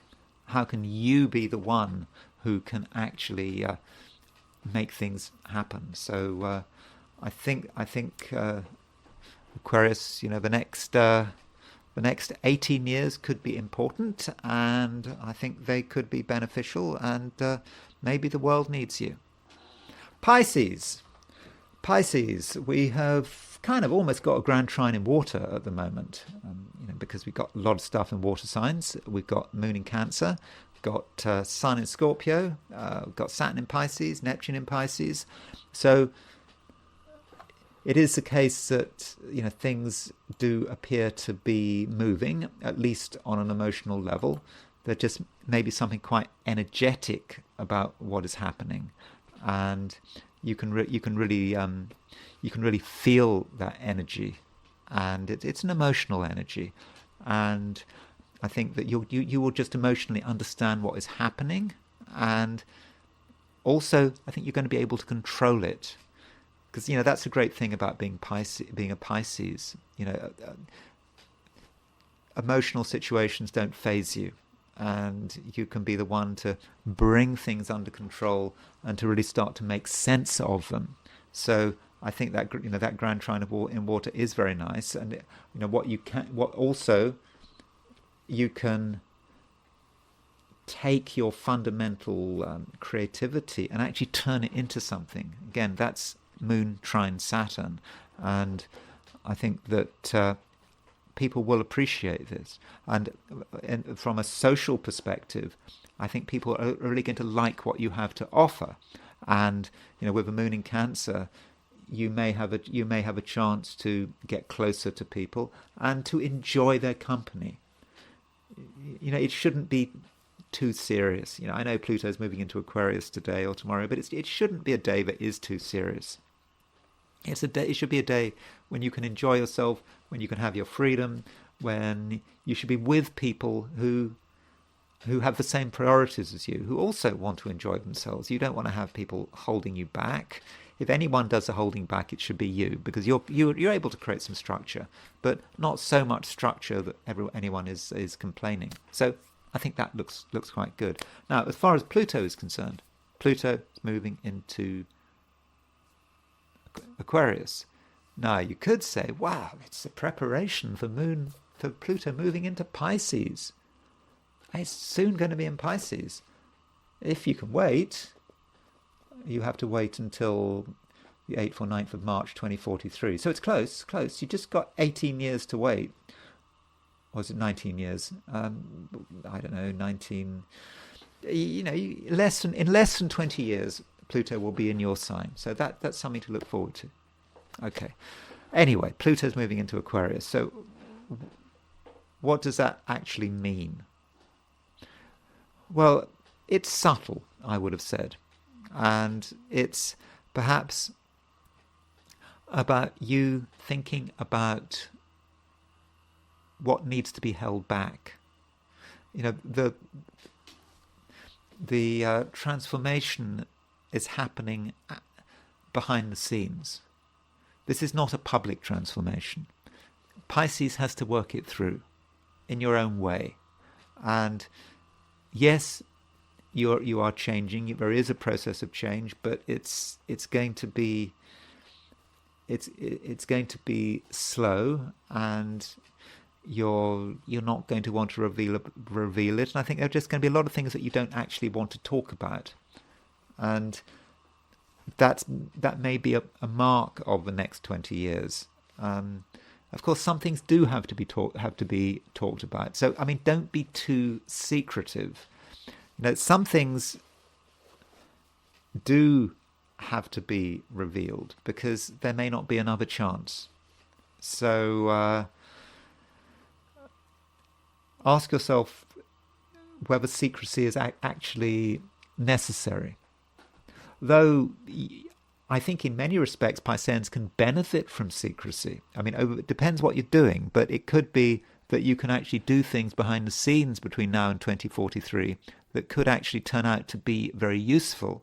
So in terms of, for example, how you can increase your power or your money, I mean, if that's important to you, then you do it, by working behind the scenes. You don't have to shout about what you're doing. Maybe it may be a time when you'll be very good at sort of secret negotiations, talking to one person, talking to another person, but not making a big thing about it. So I think secrecy could be quite important, could be an issue over the next 18 years, both in a good and a bad sense. Okay, that's it. Those are my forecasts for the 12 signs, and those are some insights on Pluto through the signs. I mean, it is to an extent a generalization talking about Pluto through the signs, but I think it is something that we need to look at and think about, what the next nearly 20 years is going to be like for us. Anyway, let me now look at today from the viewpoint of the I Ching. So I asked the question, what is Tuesday going to be like for those watching the I Ching section of this video? And the first hexagram I got was hexagram number 52, keeping still, which we had very recently. And, I was looking at the comments, and, someone was asking me, do I attract certain hexagrams? It does seem that certain hexagrams keep coming up. I don't know whether that's true. I mean, I suppose I should go through all my videos and sort of do a statistical analysis. I should think the answer is no. It just might seem that certain hexagrams keep coming up. It is a random process. Obviously, I do an I Ching reading. I don't sort of make it up. Just open the I Ching book at a random page just to make it easy for me. I do throw the coins, and sometimes you will get repetition, and something comes up that has come up quite recently, and keeping still has come up again. And so last time it came up, I was saying that keeping still, we shouldn't feel we necessarily have to do anything. And keeping still can be about a threat, the image perhaps of a threat, perhaps our village or our country being invaded, and we just have to keep very still. And if we keep still, no one's going to notice us and it will be fine. That is a way of looking at it, and that's what we should do. We should not overreact. It will sort itself out. And in fact, by reacting, we can be attracting the very thing that we're trying to avoid. Now, we do have two moving lines here. So the second line moves and the sixth line moves. So the second line moves, second line actually in the previous, when I got keeping still a few days ago, the second line moved. So it's maybe something is coming up, but again, and the advice here is, don't get carried away. There is a danger that you get carried away, that you just follow the crowd, and it's like you're moving, or part of you is moving. You don't want to move, but you do move anyway, and so you've got to be quite resistant here, and don't be in a hurry. If you are in a hurry, then or if you just follow the crowd, then things might go wrong. I mean, in fact, things do go wrong, because it is a time to be keeping still. So that's the second line moves. Then the sixth line moves as well. So the sixth line moves. It's like what we really want to move, and perhaps because we're thinking about the past, we are perhaps thinking about past loyalties. Our heart is not quite in it. We're thinking about what we were doing recently, who we were loyal to recently, and things have changed, but we're not ready for that change, and so it's a bit tough. But I think we have the discipline to understand that something has changed, and understand that it is not actually the time to be doing anything. It's just a time to just letting go, and perhaps things from the past have to be let go, and also we have to perhaps let go of our own ego. I mean, that matters, and just accept the situation. Not feel that there's anything we need to do, and that can actually be quite liberating. Saying there is nothing we can do. I mean, there may be something we can do in the near future, but right now, nothing needs to be done. Now, it may well be that something happens today in which something really does need to be done. So don't just look at this hexagram and say you're not going to do anything, because that's what the I Ching said. But in normal circumstances, I think you can relax and say, well, you've done what you can. Now is not a time for action. Now, at least that is the beginning of the day. Now, because we've got two moving lines, we move to a different hexagram. And the hexagram we move to is hexagram 46. So this is pushing upward. We do actually have some movement. In the end, over the course of the day, it starts to be time for movement. We can start to move forward. It's not that we're going to necessarily reach our destination, but we can start to make slow progress. And so perhaps it's a transition time for us. We were trying to work out what was happening. We'd let go of a lot of things from the past. But then slowly, we start to see that something needs to be done, that we know what we're doing, we've worked it out, and we can start making things happen, and pushing upwards. It's quite a successful hexagram. I mean, it's quite a sort of a bit low profile, I would have said. Movement, but not necessarily movement with an absolute destination. So yet, I mean, we may know what our destination is, but I don't think we're quite ready to actually reach that destination. So that's the I Ching. I don't think it's too bad. And now I want to consider Pluto in Aquarius, and I'm not quite sure how this is going to work out.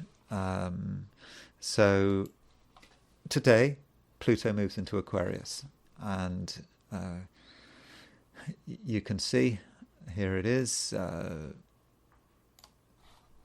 here's the exact time that Pluto moves into Aquarius. It's let's see what's going on. So here it is. That's the moment Pluto changes sign, moves into Aquarius, and you can get that time by looking at an ephemeris, and you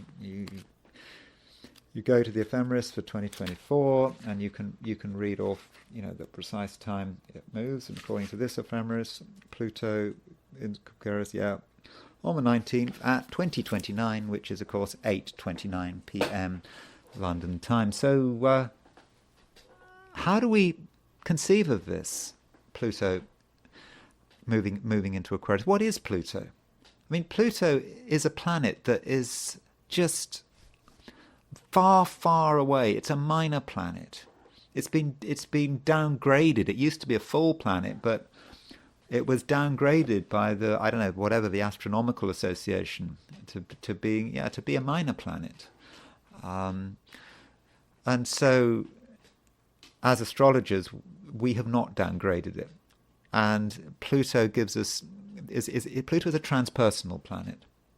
So Uranus, Neptune, Pluto, they are the discovered planets. They are transpersonal. Pluto is completely transpersonal. I mean, it's about the collective, and it's about what we're part of. And if we want to understand society and what's going on in society, we can perhaps track Pluto through the signs. And not everyone is going to be impacted by it. And so if we want to understand what it means for Pluto to be in Aquarius, we perhaps have to look at previous times when Pluto was in Aquarius. And Pluto, if we the word, of course, that I keep using, or one keeps coming up in terms of Pluto, is transformation. That's one view. I mean, it's also about obsession. It's what we are obsessed about, the things society is obsessed about at a particular moment. Maybe those different individuals in society may not share that obsession, but as a collective, we have that obsession. Now, I just want to quickly look at, the 20th century, just a few ideas about Pluto going through the signs. So, for example,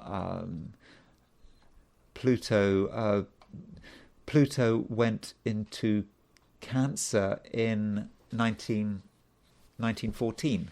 I think it was June. Was it June 1914? I think it was over the summer of 1914. I think it was June. Pluto goes into Cancer. That tells us so much, doesn't it? What is Cancer? Cancer represents the country. It is one's land. It's the nation. And of course, nationalism over the last few centuries, I suppose some people say that the concept of nationalism began in sort of 1789. So here, by the way, here's a chart for Pluto going into Cancer. I've set this for London. So that was, there's Pluto, 0 degrees Cancer. May the 26th, 1914. So Cancer is the land. It's the country. It's one's clan. It's one's group. And, of course, May the 26th, 1914 was just before the First World War. And the First World War is about people dying for their country in their millions. We all, I don't have to sort of go over it, but, you know that people going over the top, the trenches, and being quite happy to do so, at least to begin with. And, if you see those photographs in Germany and the UK, people queuing up by the recruiting office, being absolutely delighted to become part of the army. That's what they wanted to do. This is what Pluto in Cancer was driving them to do. And I suppose you think about that line, that poem by Wilfred Owen, which I think sums up Pluto Cancer, which is dulce et decorum est pro patria mori, how sweet and honourable it is to die for one's country. So that, in a sense, was the obsession, and this is what Pluto did. And so right at the beginning of Pluto, and Pluto, of course, stays in Cancer for a long time, right at the beginning of Pluto in Cancer, it just burnt itself out with the First World War. And I think that is a powerful demonstration of how Pluto in Cancer is working. Now, Pluto went into Leo Pluto went into Leo, I suppose it went into Leo in the sort of late 1930s. So June 14th, 1939. There are two ways of looking at Pluto in Leo, which in a way are sort of rather contradictory. Perhaps you've got the early Pluto in Leo and the late Pluto in Leo. Now, in September 1939, okay, the Second World War started when Germany invaded Poland. But another thing happened in September 1939. I believe filming started for Charlie Chaplin's film The Great Dictator. And so you could say that Charlie Chaplin was somewhat influenced by that Pluto in Virgo and the Great Dictator. And so Pluto in Leo could be the Great Dictator. Now, the dictators had been around for some time. I mean, Mussolini came to power in 1922. Hitler became power in 1933. Franco had been in power since for a few years earlier. Well, I don't know. It was about 1939 actually that Franco completely consolidated his control over Spain. So you could say that it was the time where dictators reached their peak when Pluto moved into Leo. So that's one aspect of Pluto. Leo is the ego, the leader. But then, after the First World War, you've got a generation of people born with Pluto in Leo, who, of course, the Pluto and Leo generation included all the sort of the 60s rock stars, and so that was another aspect of Pluto in Leo. But so with Pluto and Leo, it was very much at the beginning that we saw the full impact of Pluto in Leo, like with Pluto in Cancer. Then late 1950s, Pluto went into Virgo, and I've got Pluto in Virgo, and I don't know, I find Pluto in Virgo quite difficult to understand. I'm thinking that the Pluto in Virgo has got quite a lot to do with the body. I suppose if you look at it from the UK, from a UK concept, what was the 60s about? I suppose you could say that the 60s, in terms of the body, was in the UK was, I suppose, about. You could say, well, it's about contraception. I mean, I know that Roe v. Wade was 1973 in the in the US, but in the UK, I think there was a bill brought in by David Steele in 1967, which legalized abortion. So, one perhaps gets a little too obsessed about, Roe v. Wade in America, but in different countries, abortion is seen in a different way, and it sort of became legal earlier in 1967. So that may be one aspect of Pluto in Virgo. Pluto in Virgo, maybe because I've got Pluto in Virgo, I find Pluto in Virgo. Yeah, it's not easy to really get a handle on Pluto in Virgo, but I think perhaps the Pluto in Virgo generation, people with Pluto in Virgo are perhaps more cynical, maybe. But then we mustn't confuse the two things. You've got the people born with Pluto in Virgo, but you've also got what is happening when Pluto is in Virgo, and that perhaps relates to the 1960s. The 1960s doesn't actually seem to me to be particularly Pluto in Virgo. Then we have Pluto in Libra. Again, Pluto in Libra, you could say, through the sort of the 70s and early 80s, I don't get a complete handle on that. I mean, you could say Pluto in Libra is about sort of relationships, changes in relationships, at least in the West. we can. It's very easy to be Western focused with astrology, but from a Western perspective, the pattern of relationships changes. Perhaps it's about the breakdown of the classic traditional nuclear family is breaking down a little bit with Pluto in Leo. Now then, 1984, we get Pluto in Scorpio. And Pluto in Scorpio works, I'm afraid, to perfection because, of course, the big event with Pluto in Scorpio, I think in 1983 it started going into Scorpio. Of course, it's all about AIDS and being around during the AIDS obsession, epidemic, however you see it, everything changed. Pluto in Scorpio. And of course it was all about sex, wasn't it? Before the AIDS epidemic, people didn't talk about sex, certainly not on primetime television, advertising, posters, and suddenly it was wall-to-wall sex with Pluto moving into Scorpio, because governments felt it was absolutely a matter of life and death, because you had to stop people. You had to stop the spread of AIDS. That was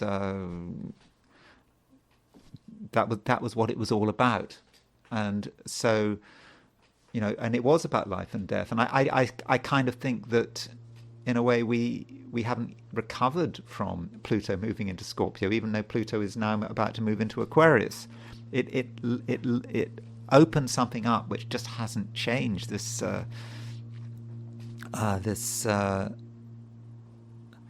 obsession with sex relative what things were like before Pluto was in Scorpio. So I think Pluto in Scorpio worked really, really well.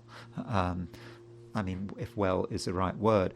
And then Pluto in Sagittarius. Again, Pluto in Sagittarius, I think, was all about the internet. It was also about travel. There was a boom in traveling. People could go all over the world. There was there were no barriers. Even people who had, weren't particularly well off were able to travel. I know you had this anyway, but I think it sort of spread. You look at it from a perspective, say, of Eastern Europe. Eastern Europe, which before the fall of if you look at it from an East European perspective, before the fall of communism, one thing that the people in Eastern Europe really, really resented, at least my impression of living in Slovakia, is they really wanted to travel. Travel was incredibly important to them. They'd get very upset, for example, before Slovakia joined the European Union, that they needed, that it was difficult to sort of get into the UK. The idea that it might be difficult for them to get into a country really upset them, because they'd experienced travel being restricted for so long. And so so for Eastern Europe, that would have been Pluto in Sagittarius. People in Slovakia who didn't necessarily have a lot of money, they still went to places. They went to, whether it's Croatia or Jordan or Egypt. They really wanted to travel. And so that might be how Pluto in Sagittarius worked. And of course, the internet is Pluto in Sagittarius. So again, that's working well. Pluto in Capricorn is more complicated. Because I suppose Pluto in Capricorn started with the great financial crisis. And so Pluto went into Capricorn sort of on and off, I think, 2007, 2008. And so Capricorn, you could say that's the banking system. It's about money, and it's about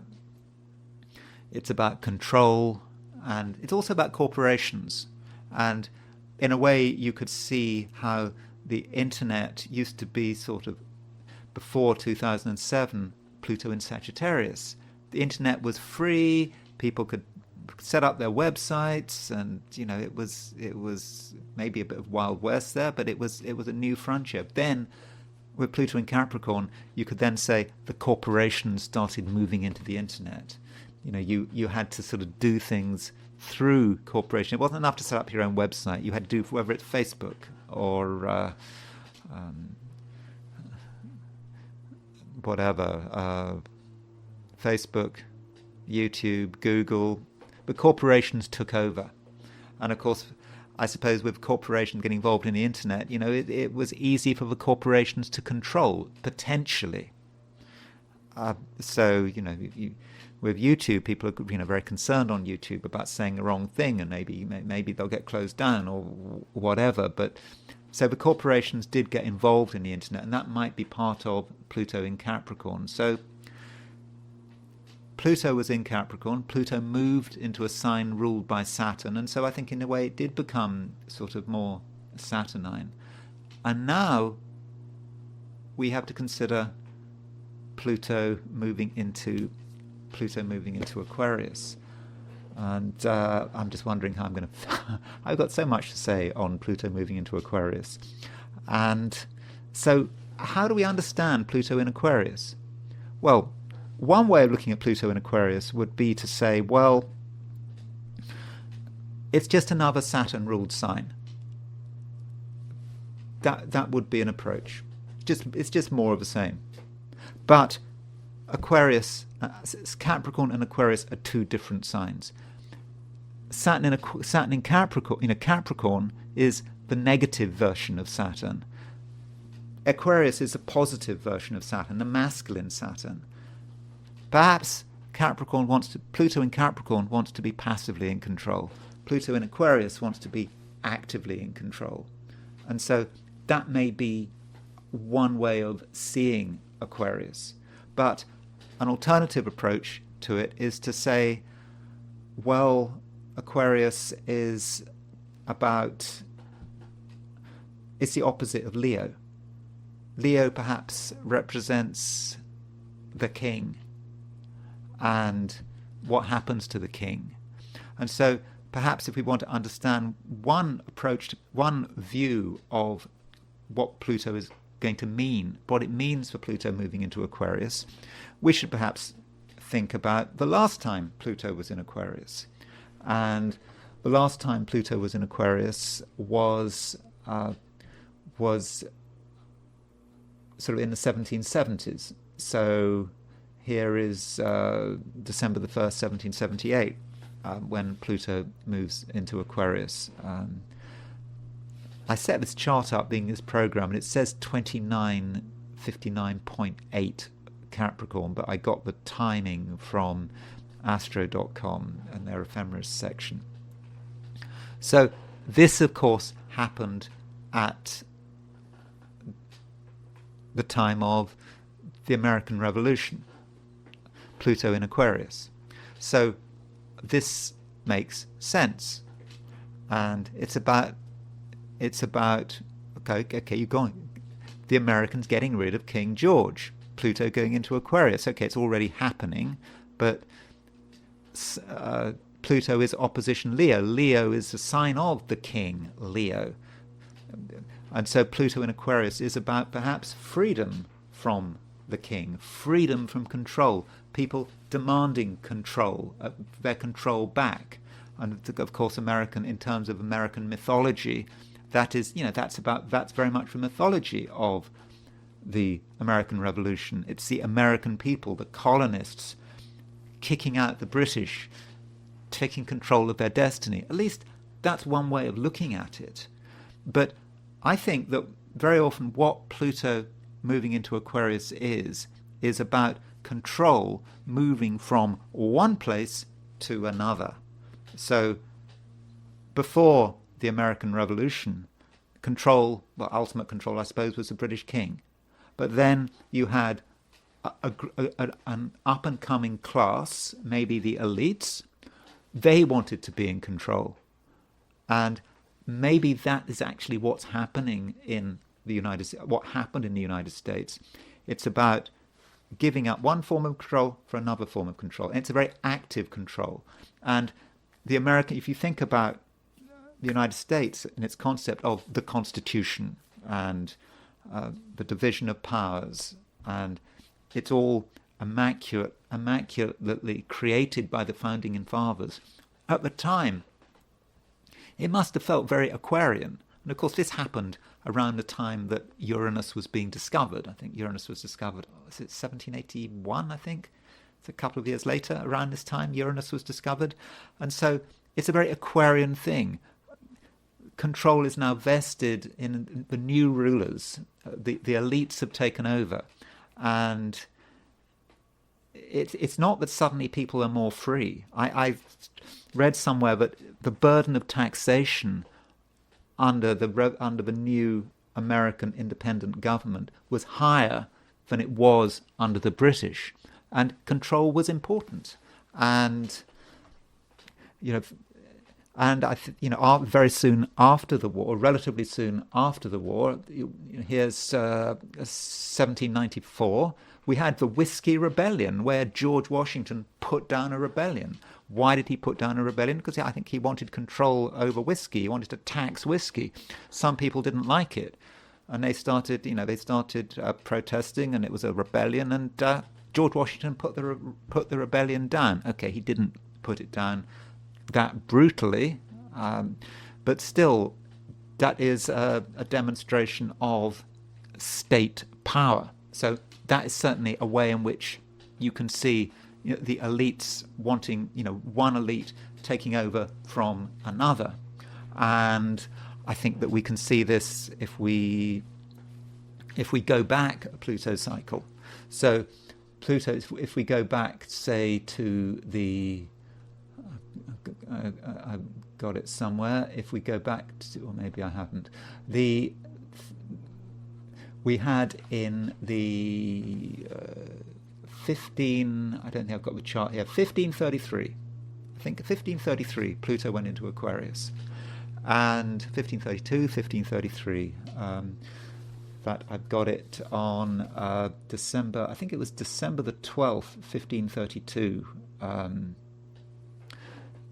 Pluto went into Aquarius. 1533, Anne Boleyn was crowned. So this was a time at which England split from the Catholic Church. Now, okay, there was temporarily under the reign of Mary I in the 1550s, there was a counter-reformation, but it didn't last. So this was a real split from the Catholic Church. So you could say, this happened as Pluto was moving into Aquarius. So you could say that, oh, that's nice, that's free, isn't it? I mean, that's freedom. Breaking from this nasty, this hierarchical, Rome-centered regime. But basically, you're changing one power to another power. Why did it happen? Because Henry VIII was looking for power. Okay, the immediate cause was he wanted to divorce his wife and marry someone else, marry Anne Boleyn. But it was about power shifting. It wasn't like the British people suddenly got their freedom. Its power changed. And certainly in terms of the church, now the church, it was all controlled at home from London, no longer controlled from Rome, at least in a spiritual sense. So that can be another sense of what is happening when Pluto moves into Aquarius. Now, it's not just a one-day wonder, Pluto moving into Aquarius. It really isn't. It can continue, and of course, the French Revolution took place with the Pluto. Pluto was halfway through the sign, over halfway through the sign on July the 14th, 1789. But we still get this Aquarian feel about the new revolutionary regime wanting to change the calendar. You almost had sort of year zero. I mean, Pol Pot talked about year zero. You change the calendar. You no longer have the traditional months. You have months, like a sort of Brumaire and Thermidor, and you even change the counting system. Everything changes. You have this sort of new god. You have a festival of the supreme being. So that is the French Revolution, and you completely change the way the whole country is organized. It's the beginning of nationalism. So that is a way in which Pluto in Aquarius can work. And so I think that we do have to think about this in terms of what it means for Pluto moving into Aquarius right now. So there is a sense of, I think, people wanting their freedom. We're getting at all the time. I suppose you could connect that with Trump's victory. You could connect that with this growing sense of frustration about governments. So that's happening. So if people feel that things are going to get better under a new government, maybe they will be, but it's still going to one form of control is going to be replaced with another form of control. And so you do have to think about empires and sort of which empires do you actually focus on. And so, look at the European Union. I'm not going to look at the chart of the European Union, but I would have guessed Pluto moving into Aquarius is probably very serious for the European Union. It tries to be an embryo empire, perhaps, but certain countries are starting to want their freedom, maybe. Like, for example, Hungary, Viktor Orban wants to do things his way, and there's a growing sense of discontent, but it's perhaps only just started. Pluto has only just gone into Aquarius. So that is sort of a manifestation there. I will be talking about England in particular a bit later, but with Pluto going into Aquarius, of course, we also think about technology. Technology, we couldn't really. The Industrial Revolution. Okay, it was taking place in the 1780s, but that was a broader thing, the Industrial Revolution. The Industrial Revolution started at the beginning of the 18th century. But now we have technology and control. And people are talking about AI. And who is going to control AI? It may be that corporations are trying to control AI. The people try to set themselves free, but maybe they get stomped on in the process. Look at Bitcoin. Bitcoin started actually when Pluto was in Capricorn. And it was originally a sort of a popular thing that these sort of people who are tech savvy could take control of their own finances. They can theoretically remove themselves from the banking system.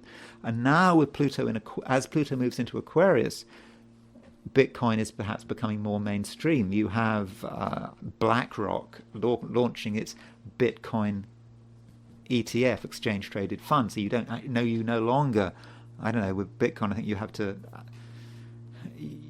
when you store it yourself, you have to remember passcodes, and if you lose your passcode, you lose your Bitcoin or something like that.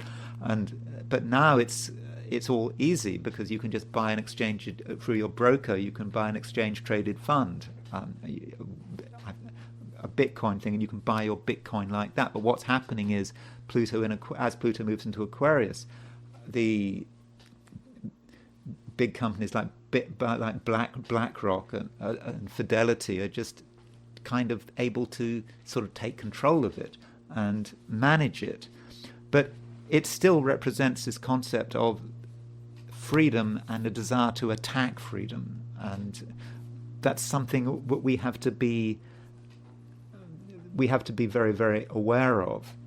And when we think about Aquarius, what does Aquarius mean? There is a lot of nonsense talked about with Aquarius, which probably has a lot to do with the musical Hair, the dawning of the age of Aquarius. It was supposed to be something wonderful, the dawning of the age of Aquarius, but we should never forget that Hitler came to power when on January the 30th, 1933 at 11 a.m., when he became Chancellor, when there was a Sun conjunct Saturn in Aquarius.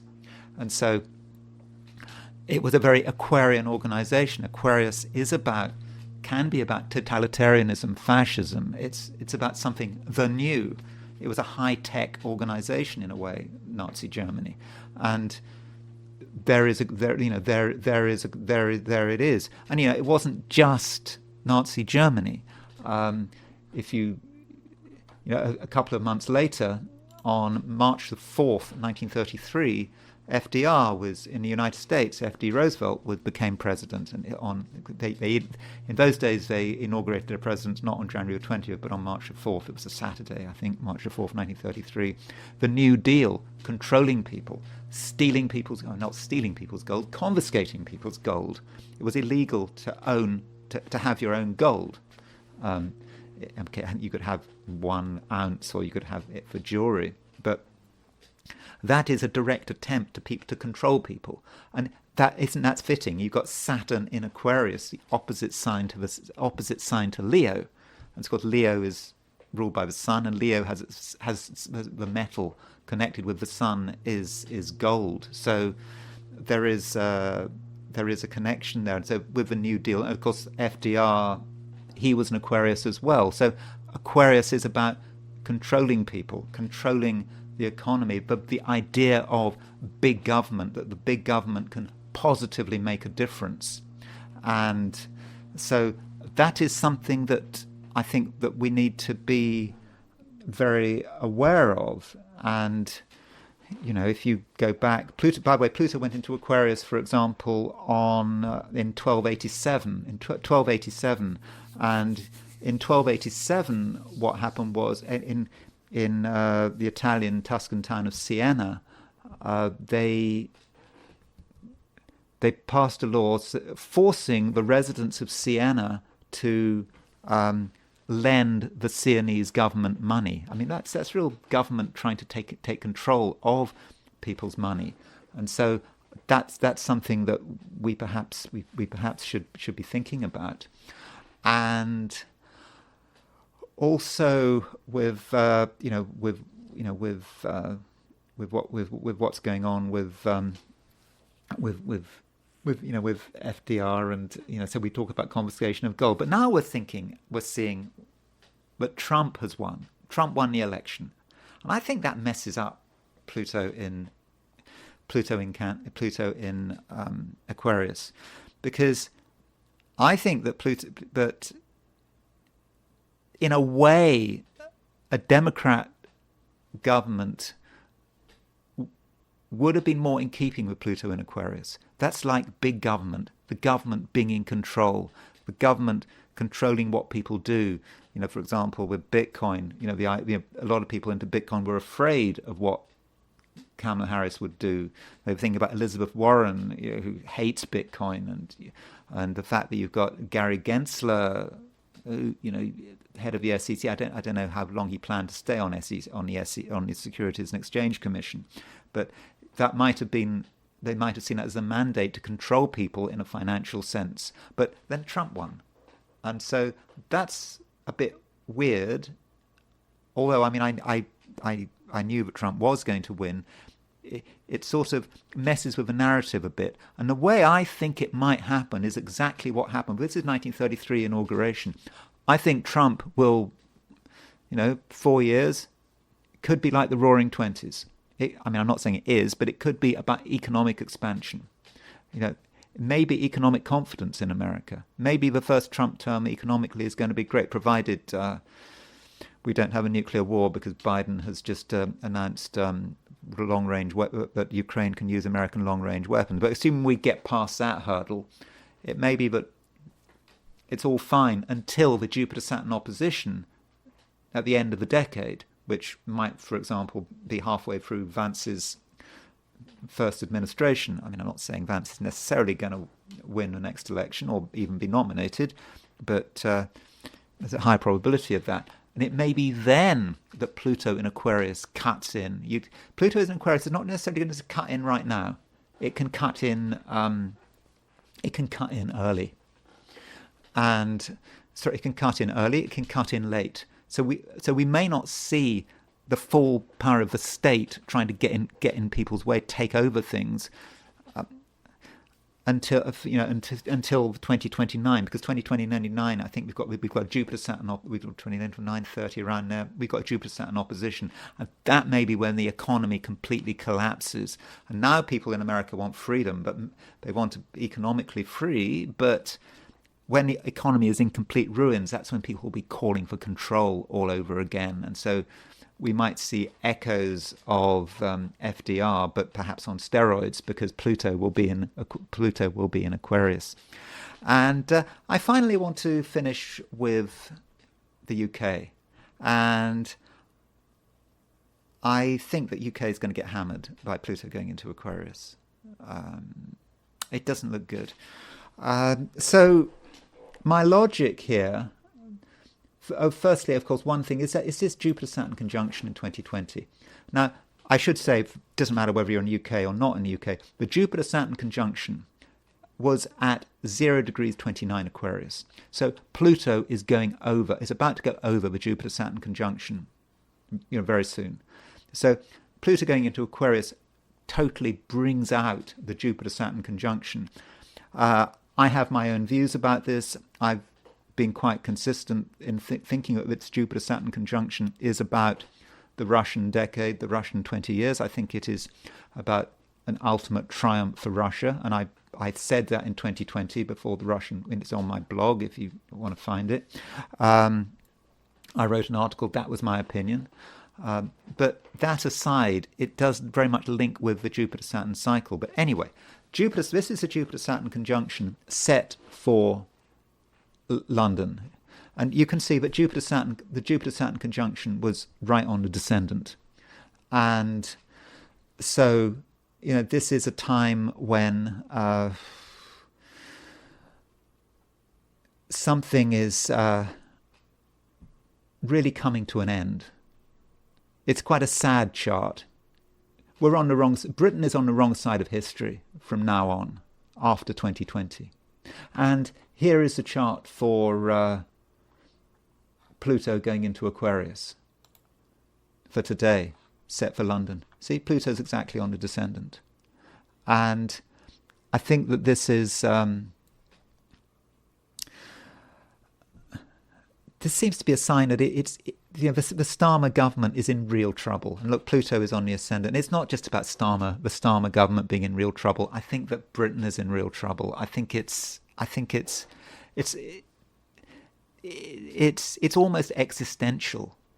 And I think it goes back to Britain's very first insult, the real insult, Britain's first insult. And that first insult was you could argue, was in AD 60, AD 61. So the Emperor Claudius, he invaded Britain in AD 43. And what Britain's first hero, indeed Britain's first heroine, was Boudica. I'm never sure if she's Boudica or Boadicea. And she rebelled against the Romans. She had an argument with the Romans. She was humiliated by the Romans. Her two daughters were raped by the Romans, I think, in 60 or 61. And her rebellion did well to begin with. And so